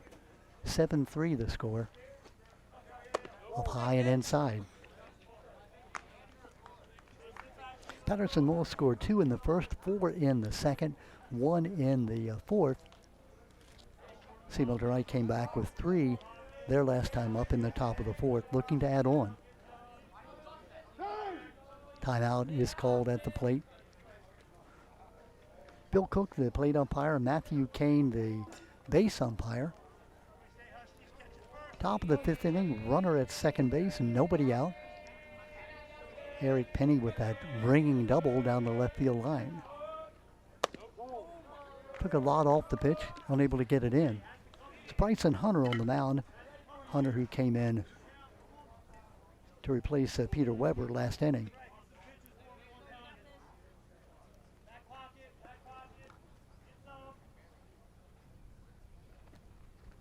low by the catcher, going down to third base. That ball in the dirt. So the wild pitch moves the runner down to third base. Eric Penny, the runner at third. Dustin Stem, 9 RBIs on the year. Nobody out.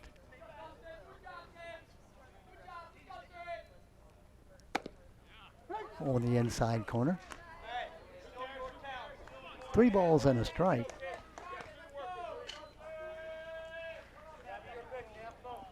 On deck is Chris Dietz, the big hitter, fouls it back off the screen. We mentioned big hitter Dietz got a double to lead off that 4th inning last time up and scored. 429 batter, 3 home runs, including that walk-off home run against Pattersonville earlier in the year. Curveball off. Off the bat. I laugh because the on-deck hitter, Chris Dietz, had to do a bit of a skip rope to get out of the way of that ball that hit right off the end of the bat by Dustin Stem.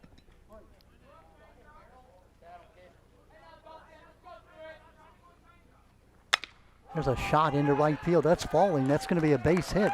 Coming in to score, turning first and holding on at first base is Stem. And just like that, it is now 7-4. Coming in from third base to score Penny on the single by Dustin Stem. That'll bring up Chris Dietz, as we mentioned. Peter Weber, playing first base now, had moved from the pitcher's mound to first base. Dietz with 21 RBIs coming into the game is lined out to the third baseman and hit that double to left field last time up. And past the catcher. Looked like that ball just ripped off the webbing of Trey McInnes. So the runner goes down to second base on the pass ball. So now in scoring position with just that 3-run lead again for Patterson-Mill. Curveball, pop up, going down that right field line. Right fielder coming in will make the catch and hold the runner at second base.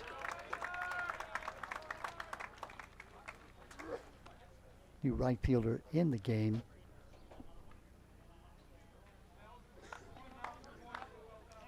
Jared, who is the right fielder? Yeah, Dallas Anderson. Yeah, he was a starter there. Thank you. Jared Clark, the athletic director, happened by. Runner hangs on at second base. On the fly out to right field, that'll bring up Jonam Yee. Jonam, who got a walk last time. Reached on an error. He's been on twice, scored a run last time up.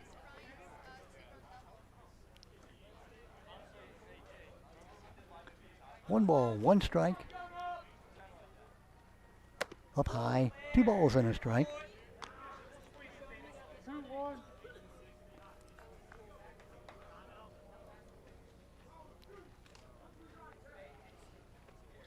Up high, you can see pitcher Bryson Hunter wiping his hand. Looks like that ball just slipped out of his hand.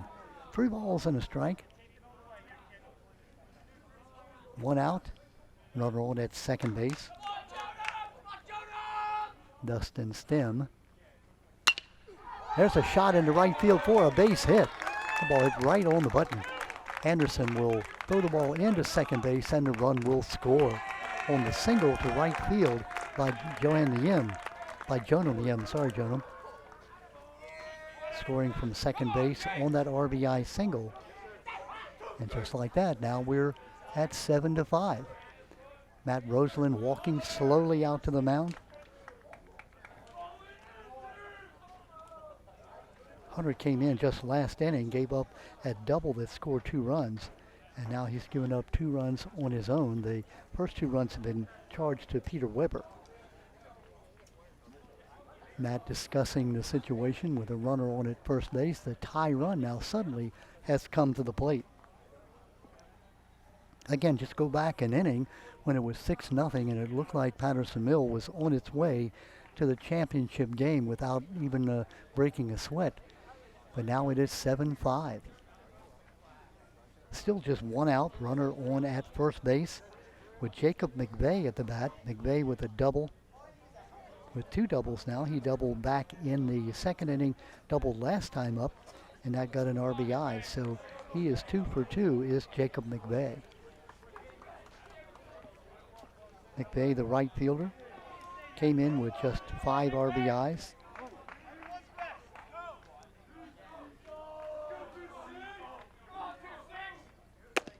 Outside corner, strike 1.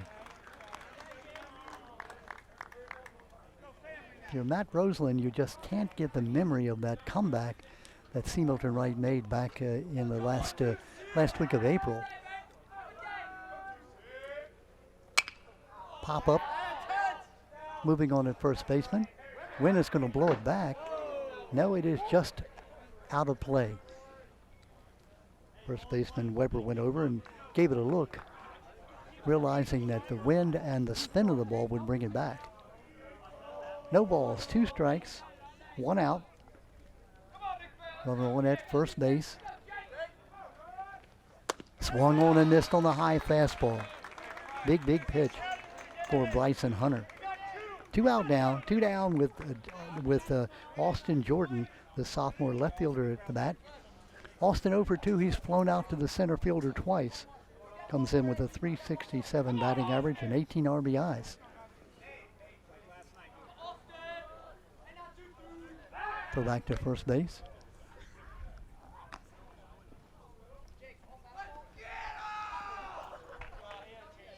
Jodam Yee would like nothing better than to get into scoring position, and Bryson Hunter certainly knows that. Fastball right at the knees, strike 1. 2 out, runner on at first base. Jodam Yee, who got that RBI single. Line shot into right field, close. It's going to be a foul ball, just foul. Well, that ball could have been fouled by more than a couple of feet. Again, it's hard to say with the wind. We're watching the flags and that wind is swirling. Looks like it's going out to left field and then it's coming in. So it looked like maybe either the spin of the ball or the wind drove that ball foul at the last moment.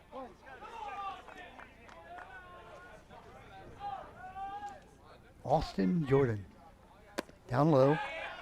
Jordan, a sophomore. 1 ball, 2 strikes.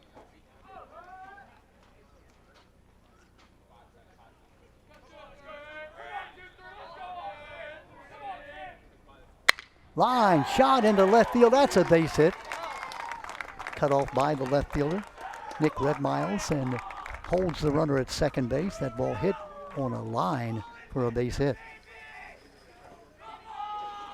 Down to second base is Yee and holding on.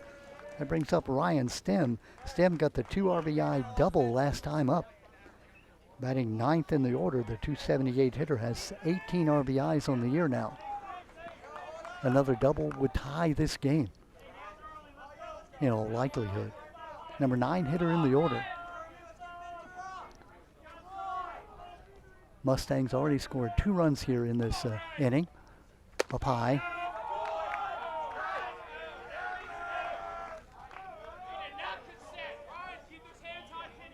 Stem fanned in the second inning, got that 2 RBI double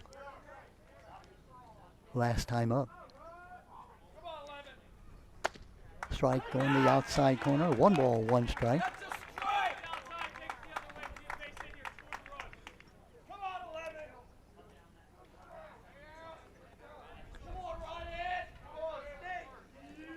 Two out. Curveball on the outside corner. Ryan Stem with that quick look back at the umpire saying, Mr. Cook, I don't believe, but the call remains. Strike 1 and 2. Hunter 1 strike away from getting out of this inning with 2 runs in. Up high on the curveball. 2 balls, 2 strikes. Key part of the game. 2 runners on, the tying run on at first base, the go-ahead run at the plate.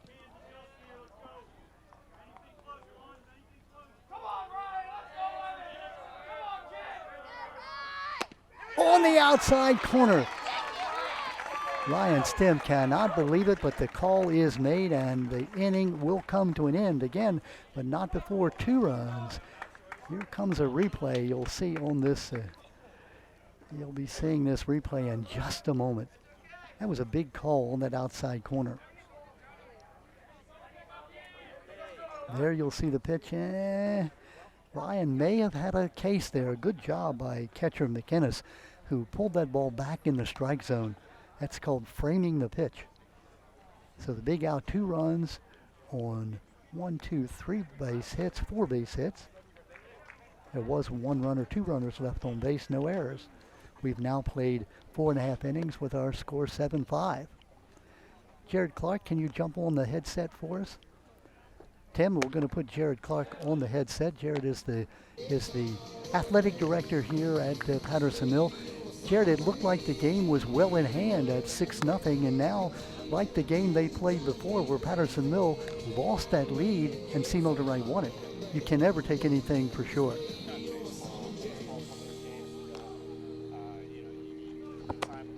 I'm not sure we have you on just yet.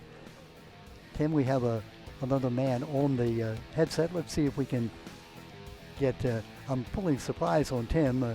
Jared was standing around here. Let's see if you're on yet, Jared. Let's try it again. All right. There we are. Thank you, Tim. Go ahead. So the question was, you're up 6-0. It looks like the game's well in hand. Yeah, I think that, baseball is one of those sports. There's not a time clock, so you got to play it all the way to the end.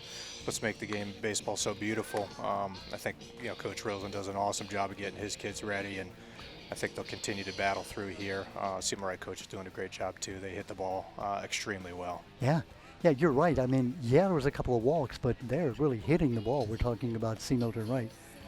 Yeah, they really do. They know how to put the ball in play, making some solid contact, barreling some baseballs, and we were able to get some runners on when they put the ball in place and get some runs there in the 4th and the 5th. Well, here we go to the bottom of the 5th inning.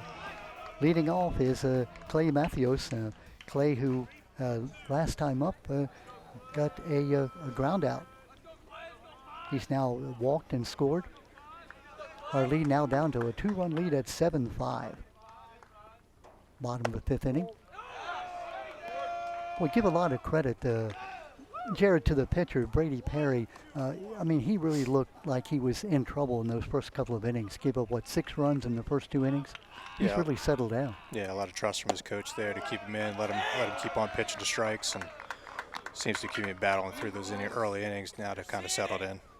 And of course the umpires and the announcers jinx where we're saying he's really settled in. Now he's down by 3 balls and no strikes to the leadoff hitter, Clay Matthews.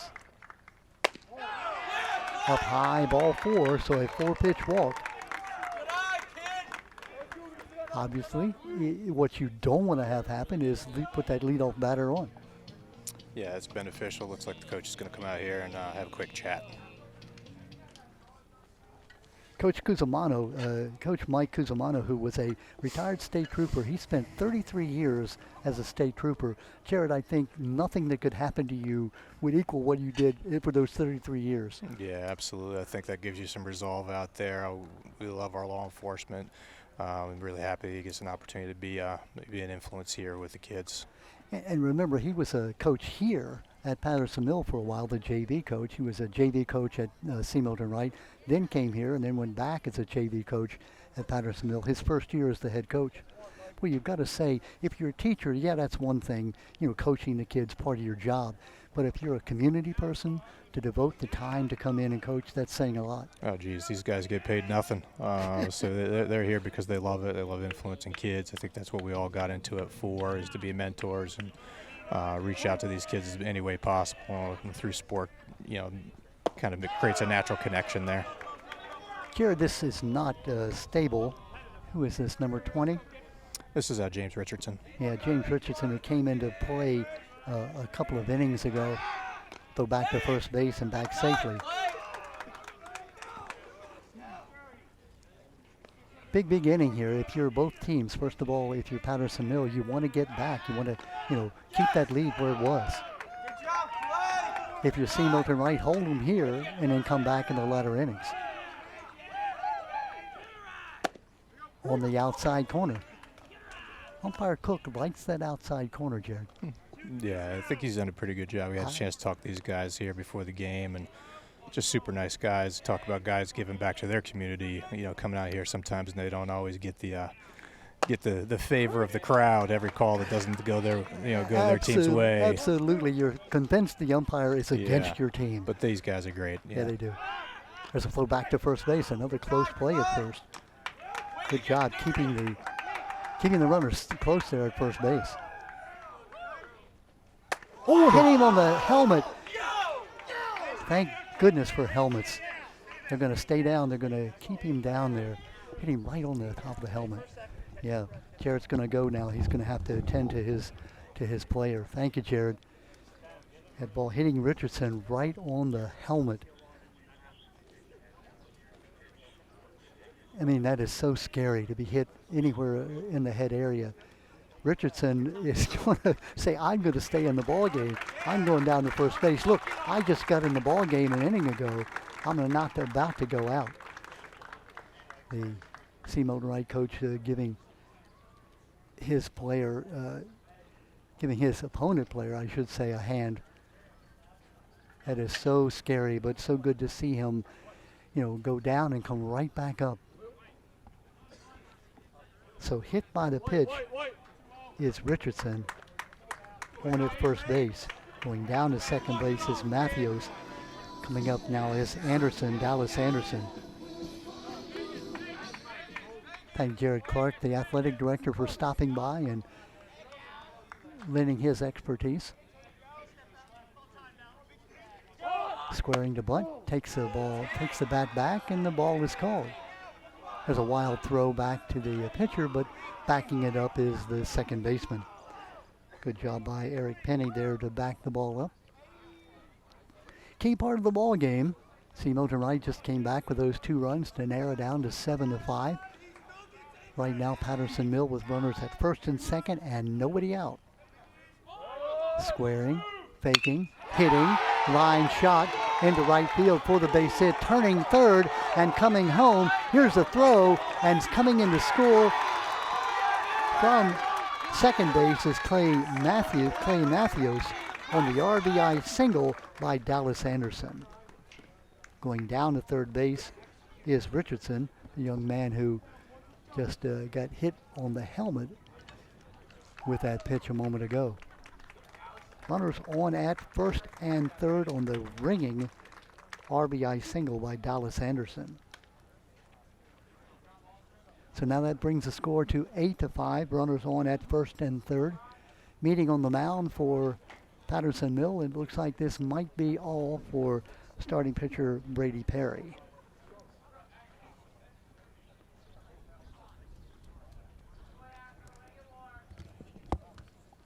Coming in the ball game for Mustangs.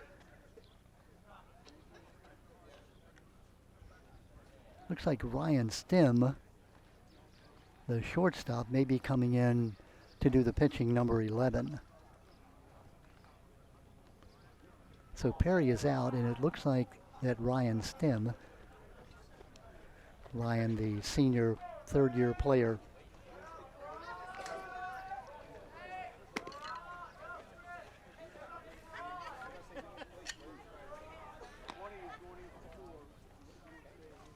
try to get those changes for you. Yeah, so Perry is out as pitcher. Number 11, Ryan Stem, in as the pitcher, coming in from shortstop. Key part of the ball game, the Patterson Huskies have come back with run after being up by just 2. Now they're up by 3.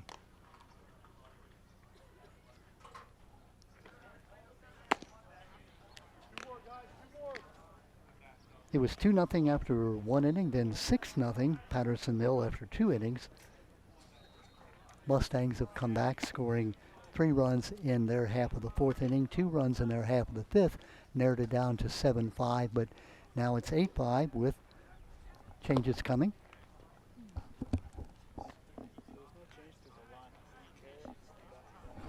So Stem is pitching. Stem is pitching and Actors at second base. But the pitcher was also the DH. He remains the DH. Okay, got it. Thank you. So the pitcher remains as the DH. Brady Perry was DHing. So Stem comes in from shortstop to be the pitcher, trying to figure out who is playing shortstop. It looks like, they have moved Perry to shortstop, so just a change between Stem and Perry. That brings up the leadoff hitter, Logan Sheeler. Logan, who's been a star of the game with 2 doubles. Ball knocked down, but going down to second base on the wild pitch. Dallas Anderson, good job blocking it by Dustin Stem, but not able to keep the ball close enough to prevent Anderson from going down to second. Down low, big block by Stem. So now you've got Stem to Stem. Ryan Stem, the pitcher, Dustin Stem, the catcher. Ryan, a senior, Dustin, a junior. Dustin was going to tell his brother, bring the ball up in the strike zone. Swung on and missed. Coming back my way, and that's why I like them. It rolls back to me. 1 ball, 2 balls, and 1 strike to count. Runners on at second and third. Nobody out. We're in the bottom of the 5th inning. Another foul ball. Look out on deck hitter. Keith Reedy had to dodge that one off to the left side. Logan Sheeler, a triple in the 1st inning leading off, a single and an RBI in the 2nd. He fanned last time up. Ground ball to shortstop. Holding on at third base and the third or first base for the out. Good job coming in. It was Brady Perry. Checked the runner at third base and threw the runner out at first. So Sheeler is out 6-3. Runners hang on at second and third. That'll bring up Keith Reedy. Reedy last time got a 2-run, got a RBI double. No, check that, a leadoff double, and did score the run leading off the 4th inning. Keith Reedy, the junior first baseman.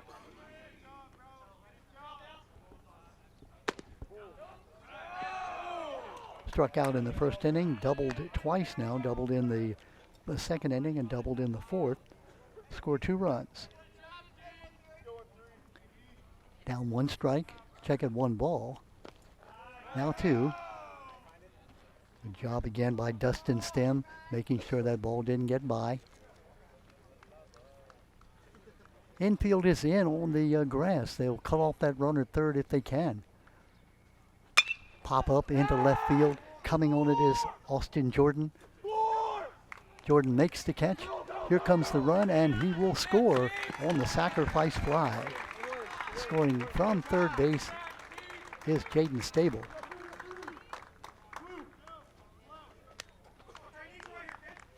So the sac fly into left field, the RBI. That now is the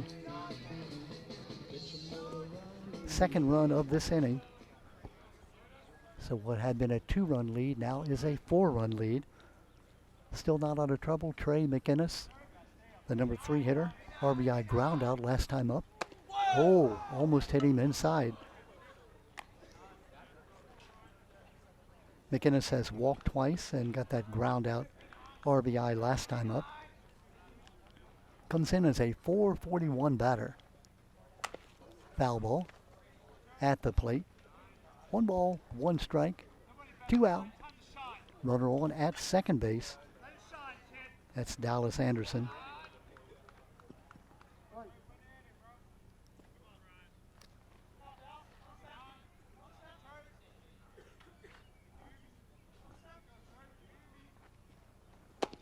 Curveball, strike on the inside corner. 1 ball, 2 strikes, 2 out. Huskies have scored 2 runs here so far with a runner at second base in the bottom of the 5th inning. A great job by by Dustin Stem, blocking that pitch from his brother. You wonder how many times these brothers have thrown the ball to each other in the backyard growing up. Ryan Stem, the senior, now pitching. Down low and outside. Count goes to 3-2. 2 out.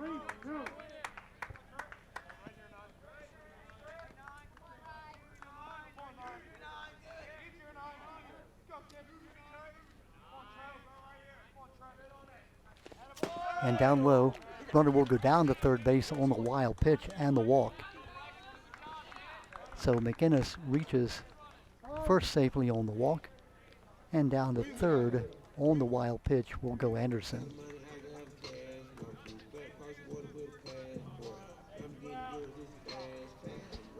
I think we said that Stable was the young man who scored. It was, of course, Richardson who had come into the ball game and got hit by that pitch, who was able to score that second run here in this fifth inning. Big part of the ball game. You got to keep it right here if you're Steamleton Wright. Runners at first and third, expecting a double steal. We've seen that. There's a throw back to first base. Back safely on the slide. Bryson Hunter now the batter. Bryson, who popped up on a bunt, popped up to the pitcher, and also then lined out to the pitcher, I should say, and grounded out to short. Down low and outside. 2 balls, no strikes.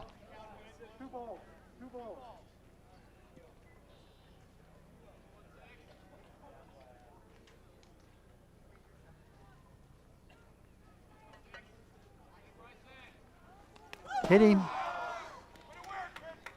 Second batter of this inning that's been hit. This time just a glancing blow. Third batter that's been hit in this inning, I should say in this game. So Anderson is on at third, McInnes on at second, and now Hunter on at first base. Hunter will come out. Hunter, the pitcher, courtesy runner coming in. And that's number 12.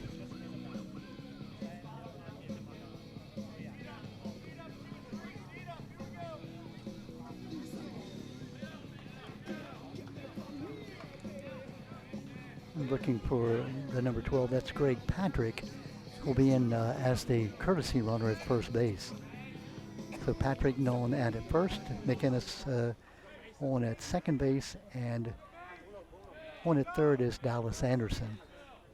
That'll bring up Mason Hemmelt. Mason, the junior, has a double, a walk, and was hit by the pitch last time up. Pitch goes by, but nope, the runner is going to stay at third base. Dallas Anderson says, no, I don't think I can get it. Good job by Stem, Dustin Stem, being able to get back to the backstop and get that ball quickly to his brother at the plate. 9-5 the score as you see. We're in the bottom of the fifth inning. On the outside corner, taken all the way. 1 ball, 1 strike.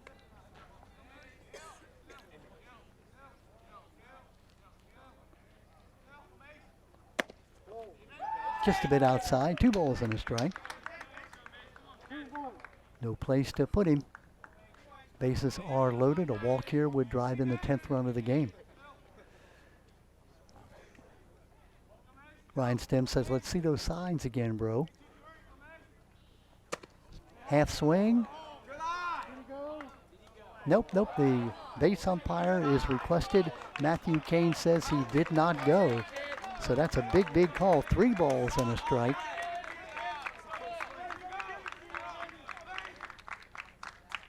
Swung on and missed. You can see that Hemmelt expected what they call a cookie, meaning that knowing he couldn't throw a 4th ball,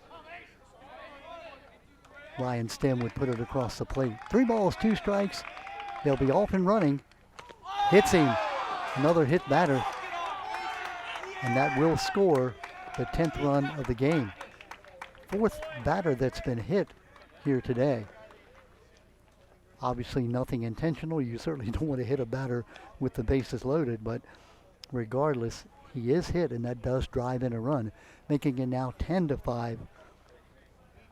Patterson Mill, who was in danger of losing their lead, up only 7-5. Here in the bottom of the fifth, they have scored 3 runs to expand their lead back out to 10-5.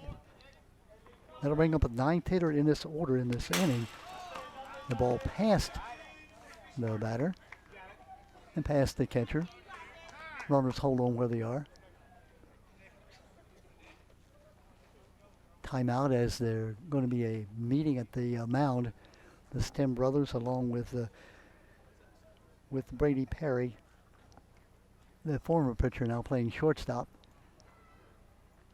1 ball, no strikes, 2 outs. The bases are loaded.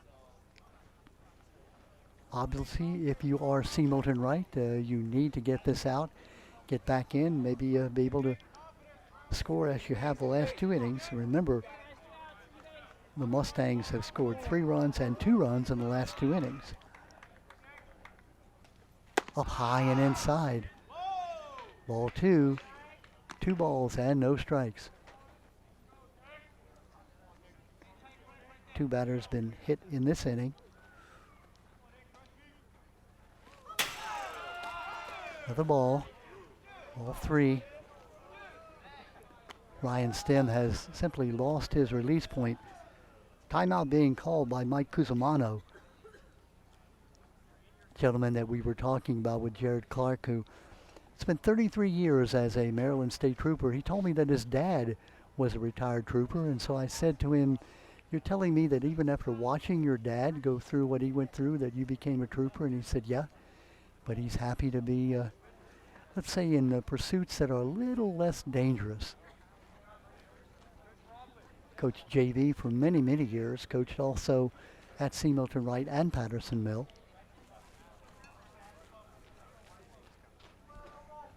In his first year as head coach at C. Milton Wright. Looks like we are going to have a pitching change with a 3-0 count. Coming in is Eric Penny, number 9. Penny, who came in an inning ago at second base, will now come in to be the pitcher with a 3-0 count and the bases loaded.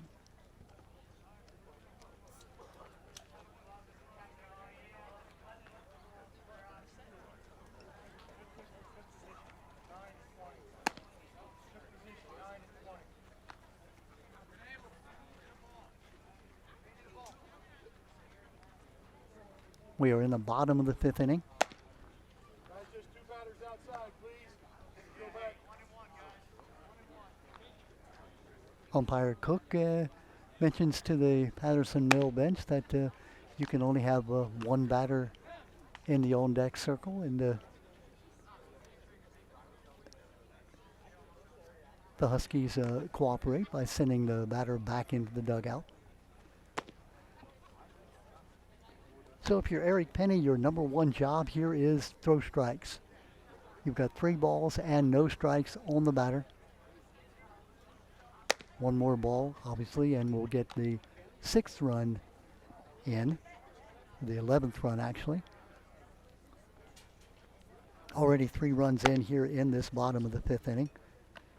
Number 9 hitter in the order, meaning that the 9th hitter that's hit here in the 5th inning is Nick Red Miles.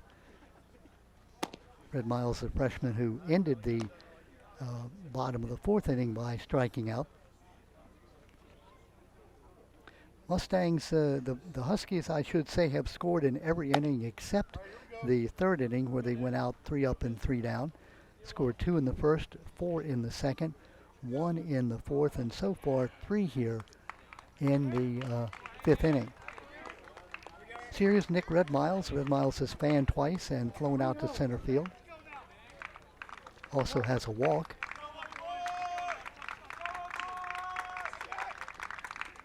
Down low, ball 4, and that will be the 11th run of the game as McInnes comes in from 3rd base. Actually, his Hunter goes up to 3rd. On at first is Red Miles, and that'll bring up Clay Matthews, who started the inning. by walking and scoring a run. Clay Matthews this game has walked, grounded out, and walked again. 2 balls and no strikes.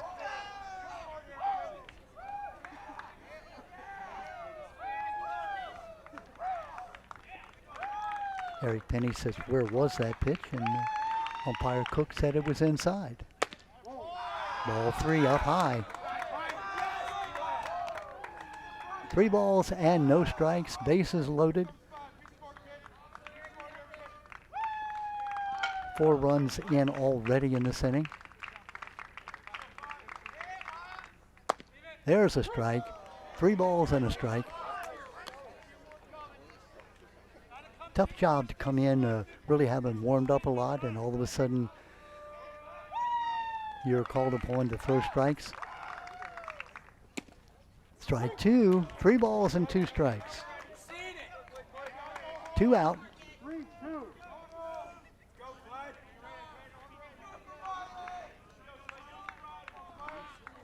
Clay Matthews, the batter.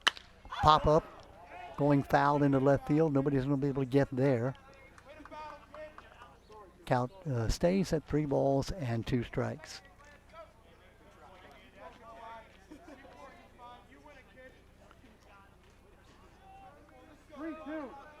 Clay Matthews, senior, with a .429 batting average. Strike 3 on the inside corner, right at the knees. And finally, this inning will come to an end with Matthews taking the 3rd strike. Not before 1, 2, 3, 4 runs score. 4 runs on,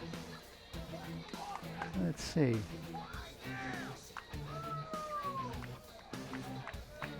4 runs, and if you believe it, on no hits.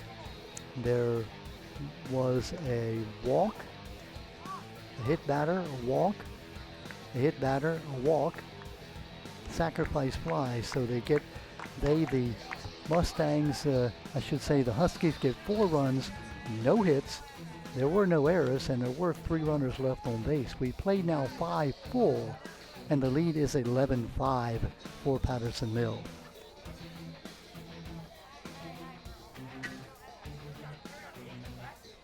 So we'll go to the top of the 6th inning. C. Milton Wright with 2 turns at the bat to try to get this game tied or go ahead. And I'll remind you probably for the 20th time that this happened a couple of games ago when C. Milton Wright came with an 8-run rally to get a walk-off win on a 3-run home run by Chris Dietz. And they were down, it seemed like down and out, but they won that game 9-8. So their job here is to try to get it closer if they can in the 6th and maybe pull it out in the 7th. Winner of this game will go on to the championship of the Yuckback. They'll play on Tuesday against either Perryville or North Hartford in the game that's being played right now. That's the 2 and 3 seed. This is the number 4 seed, C. Milton Wright, against the number 1 seed, Patterson Mill.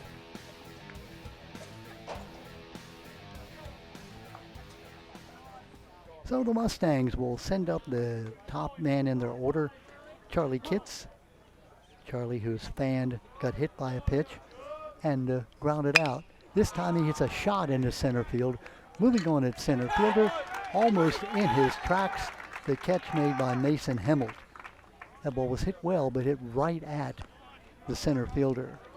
So 1 pitch, 1 out on the line drive out to the center fielder. Now Brady Perry, who started at the mound and now switched to shortstop. Brady has walked and fanned twice.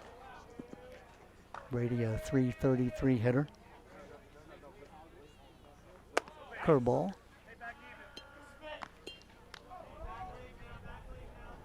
Hangs high.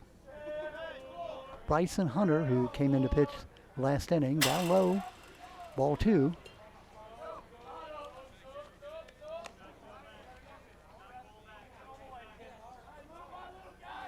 Peter Weber had started the game for the first 3 innings. Looked like he was in the midst of pitching a shutout. There's a line shot in the center field. This one's going to fall for a base hit in front of Hemmelt.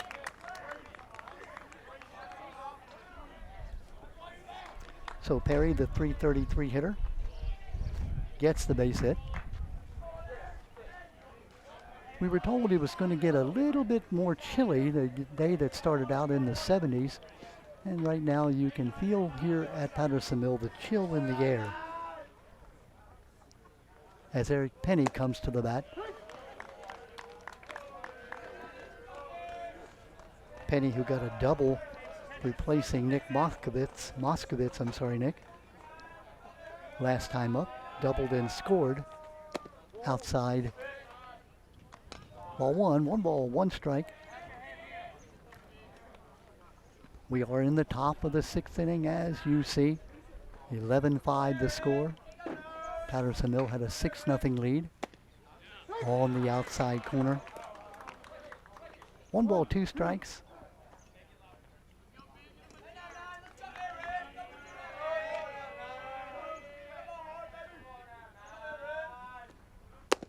Oh, strike 3 is the call.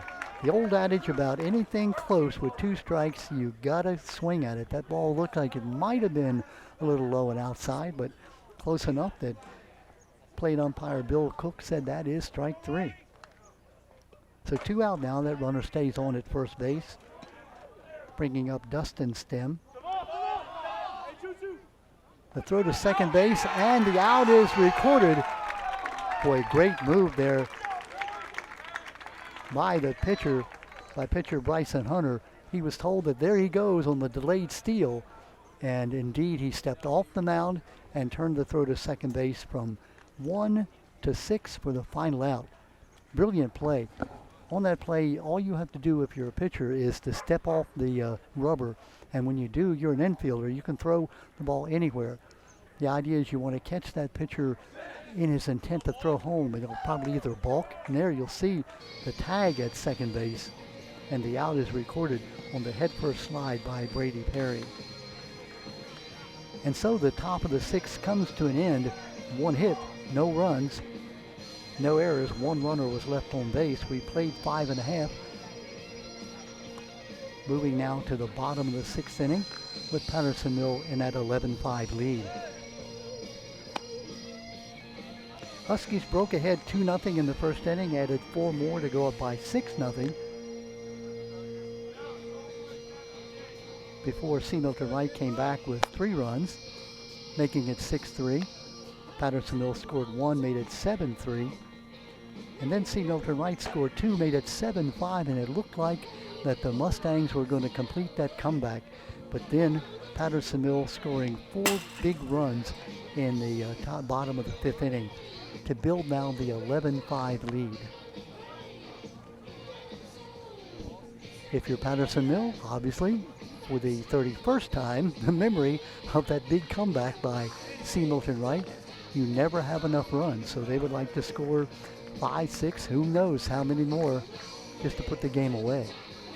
Here in the bottom of the 6th inning, this could be their last turn at the bat unless the Mustangs are able to tie the game or go ahead in the top of the 7th inning. Hope you've enjoyed this. It has been our pleasure all season long, both in the fall and the winter and now in the spring, to bring you this exciting Harford Sports Showcase events on Harford TV. Our 32nd year. We started this way back in 1994, back when I was just a kid. No, Tim, it's true, I was old even then, but it's been our pleasure to be with you all these years.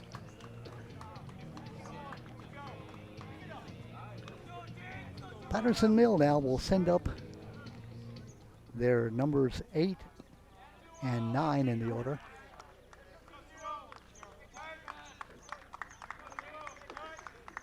Penny on the mound. This young man is Richardson. James Richardson. Recall last time up, he was the young guy that got hit on the helmet by a fastball, and how high and inside. And James says, hey, look, you know, throw the ball across the plate. I didn't mind getting hit one time, but let's not press it here. Almost gets hit again. James Richardson, you could excuse him if he would say, I think I'll just get out of the box a while. And if you've ever been hit in the head, I don't care if you've got a helmet on, just the scary part of being hit anywhere above the neck.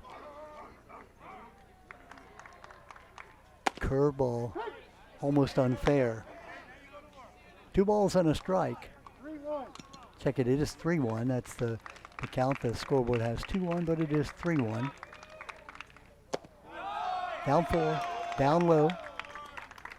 James Richardson, a little bit emphasis on throwing that protective gear away as he goes down to first base, walking. Richardson scored when he got on base last time after being hit in the head by that fastball. Brings up Dallas Anderson. Anderson who walked and drove in a run. Hit by the pitch, grounded out to second. Walked, takes a strike on the inside corner.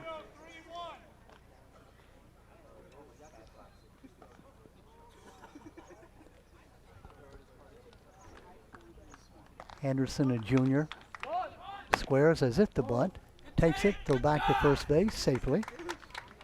Safely back in, James Richardson. James, who came into the ball game, replacing Jaden Stable.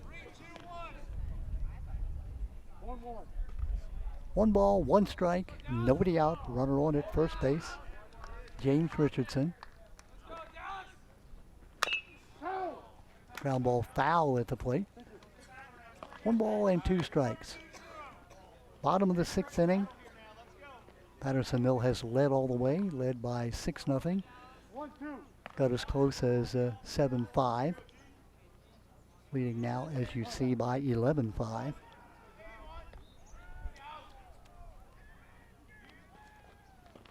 Hitting.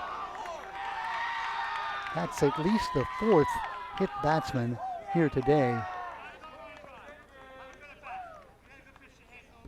Runners at first and second and nobody out.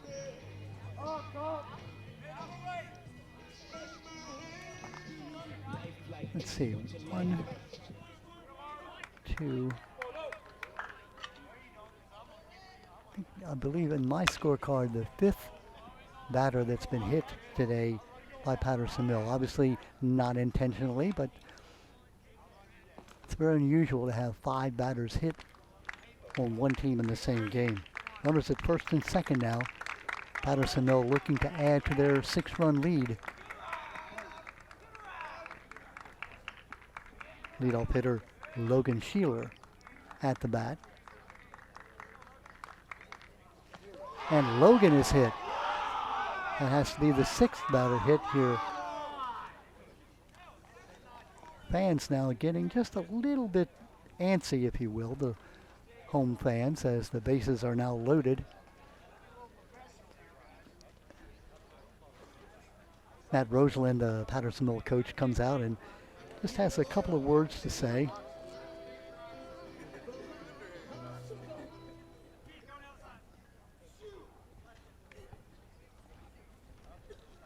Mustang coach Mike Cusimano taking that slow walk to the mound. The thing is, with 3 pitchers on the day, not all of the batters have been hit by one pitcher. They've been hit by the trio. 2 batters hit in this 1 inning, loading the bases and a walk, of course. So with the bases loaded, Keith Reedy will be coming up. Sheeler, by the way, has a triple and a single first 2 times up. Scored runs in those 2 times, had an RBI, fanned and then grounded out, and now is hit by the pitch, so he is 2 for 4 on the day officially.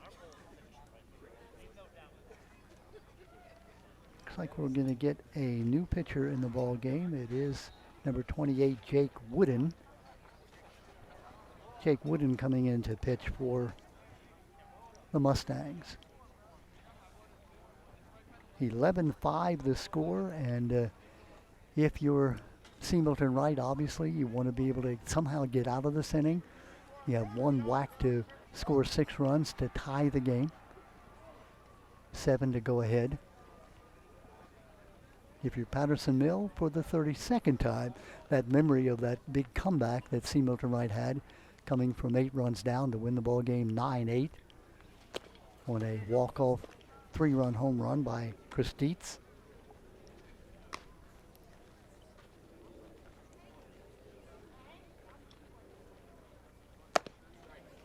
Both teams, of course, will be in the state playoffs after the UCBAC championship is decided.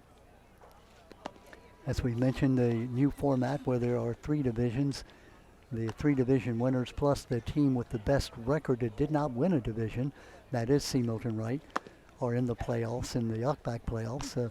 C. Milton Wright seeded 4th. Patterson Mill, who won the Hatem division, check at the Tidings division, is the number 1 seed. Perryville and North Hartford, the other 2 division winners, they are playing right now. The championship game, by the way, will be played here at Patterson Mill on Tuesday, regardless if it's Patterson Mill in the game or C. Milton Wright if they were able to come back. Right now, announcer Jinx not intended. It looks like the Huskies will be hosting either Perryville or North Hartford to try to win the UCBAC championship. Thank you. The C. Milton Wright scorekeeper letting us know the new pitcher in the ball game. Jake Wooden, number 28. That'll bring up Keith Reedy now. Reedy, who had a sacrifice fly last time up. Had a double to left field and a double to center field. He's 2 for 3 officially, having fanned back in the first inning.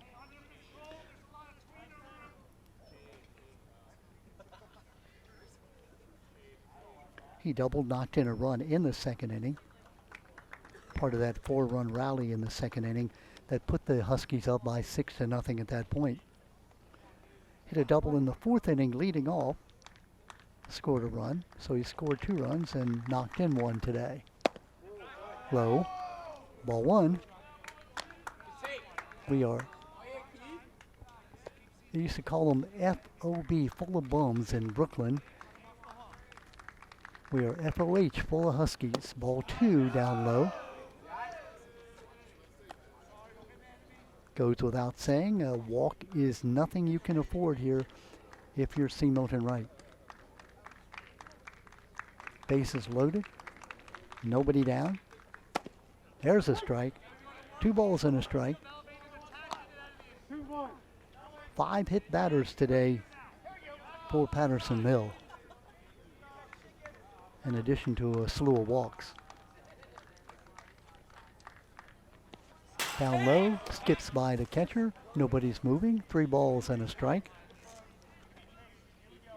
You have to be impressed with Patterson Mill and their base running. When the game was in the balance, they were very aggressive. Now they realize with a 6-run lead, they don't want to run into an out. Ball 4, and that will plate the 12th run of the game. First run of this inning, as Richardson comes in from third base on the walk to Reedy. Moving up to third base is Anderson. Down to second is Sheeler. On at first is Reedy. McInnes now the batter, number 3 in the lineup. Walked and scored in the first. Walked in the second. Got an RBI ground out in the fourth, and last time out walked again. So he's walked 3 times and grounded out. 0 for 1 officially. Ball 1.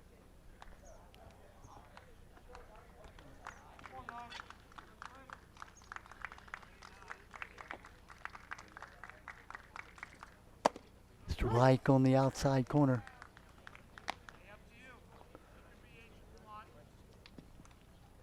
One ball, 1 strike. Trey McInnes, the 4-year catcher, .441 batting average. Ground ball, foul at the plate. 2 balls. I should say 1 ball and 2 strikes now. Jake Woody, the 4th pitcher of the game for Patterson, I should say for C. Milton Wright.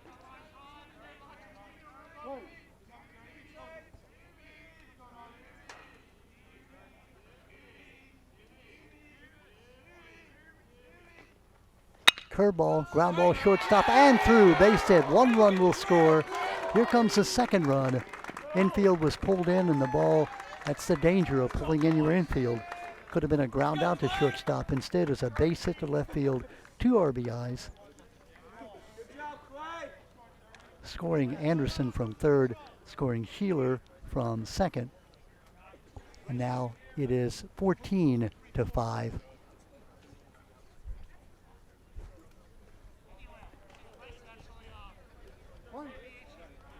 Bases remained at 1st and 2nd now.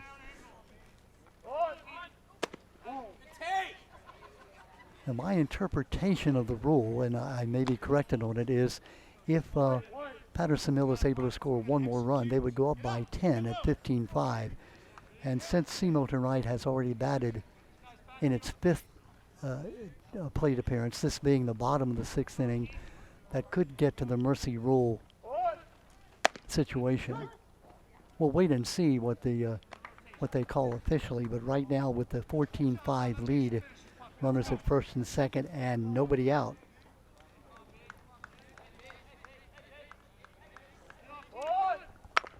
There's the bunt. Throw to first base, and safe at first base is the call. That was a bang-bang play at first base, so give the base hit to Bryson Hunter on the bunt. And that will load the bases.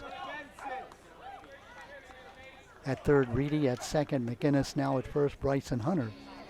That'll bring up Mason Hemelt. Bases loaded. Nobody out.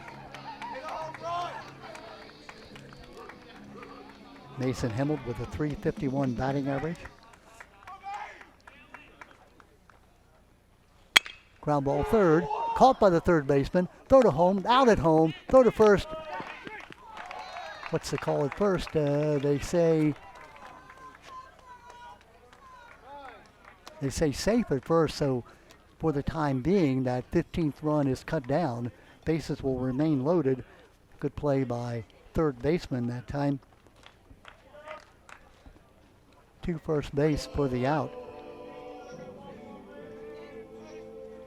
So from 5-2, the out is recorded, bringing up on the fielder's choice. Hemelt reaches first base, and that'll bring up Nick Redmiles, the freshman.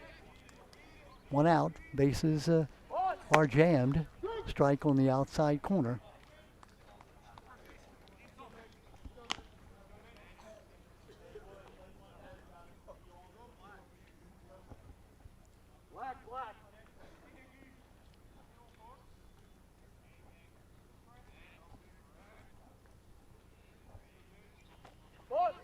There's the bunt at the plate. It's foul.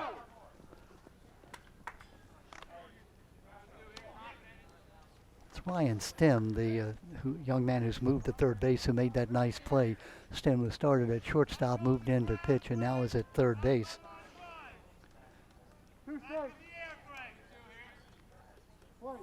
Play has to be at the plate. Obviously, if you could get a double play. There's a ground ball. That's foul and out of play.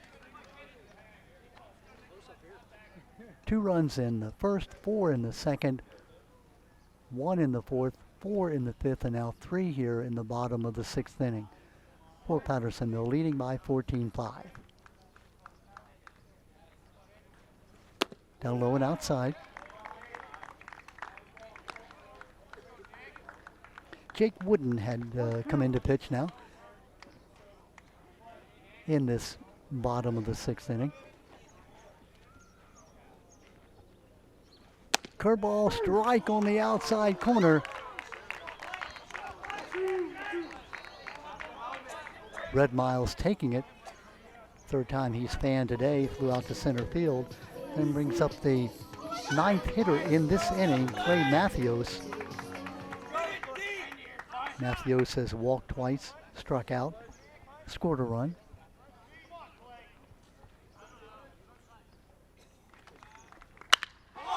There's a shot, center field and back. Going back, it's off the wall. 1 run will score, 2 runs will score, and now that is the end of the ball game. It's really, yeah, it looks like they're celebrating that. We believe now that is the walk-off win on what ends up being a single by Matthews. The only run that counts was that first run, Reedy scoring from third base. So if you're going to win the ball game, you might as well win it on a walk-off. The final score, 15-5, as they score in this inning 5 runs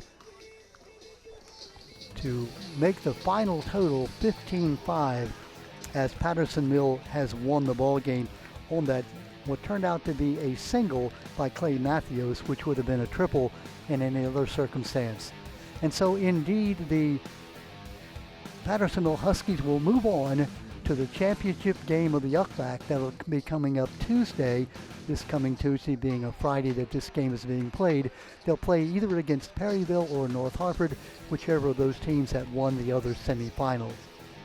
Hope you've enjoyed it, this game where the Patterson Mill Huskies got off to a 6-0 lead. The C. Milton Wright Mustangs came back, made a game of it at 7-5, but then after that, it was all Patterson Mill. Congratulations to Matt Roseland and his team on their 15th win of the season. Now they're now 15-2. They will be playing for the UCBAC Championship, which will be their second UCBAC Championship in a row. Looking to go on to the playoffs, where they have been 5 times to the state finals and yet to win it. They would certainly like to make this the win this year. So again, hope you've enjoyed it. Don Morrison thanking you for tuning in not only today, but all season long to Hartford TV, where we've been bringing you our sports showcase events.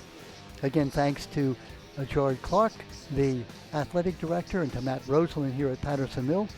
Thanks to Alan Stingle, the director of Hartford TV's work, and all the crew members who have done such a wonderful job all year long. I'm Don Morrison. Thanks for tuning in.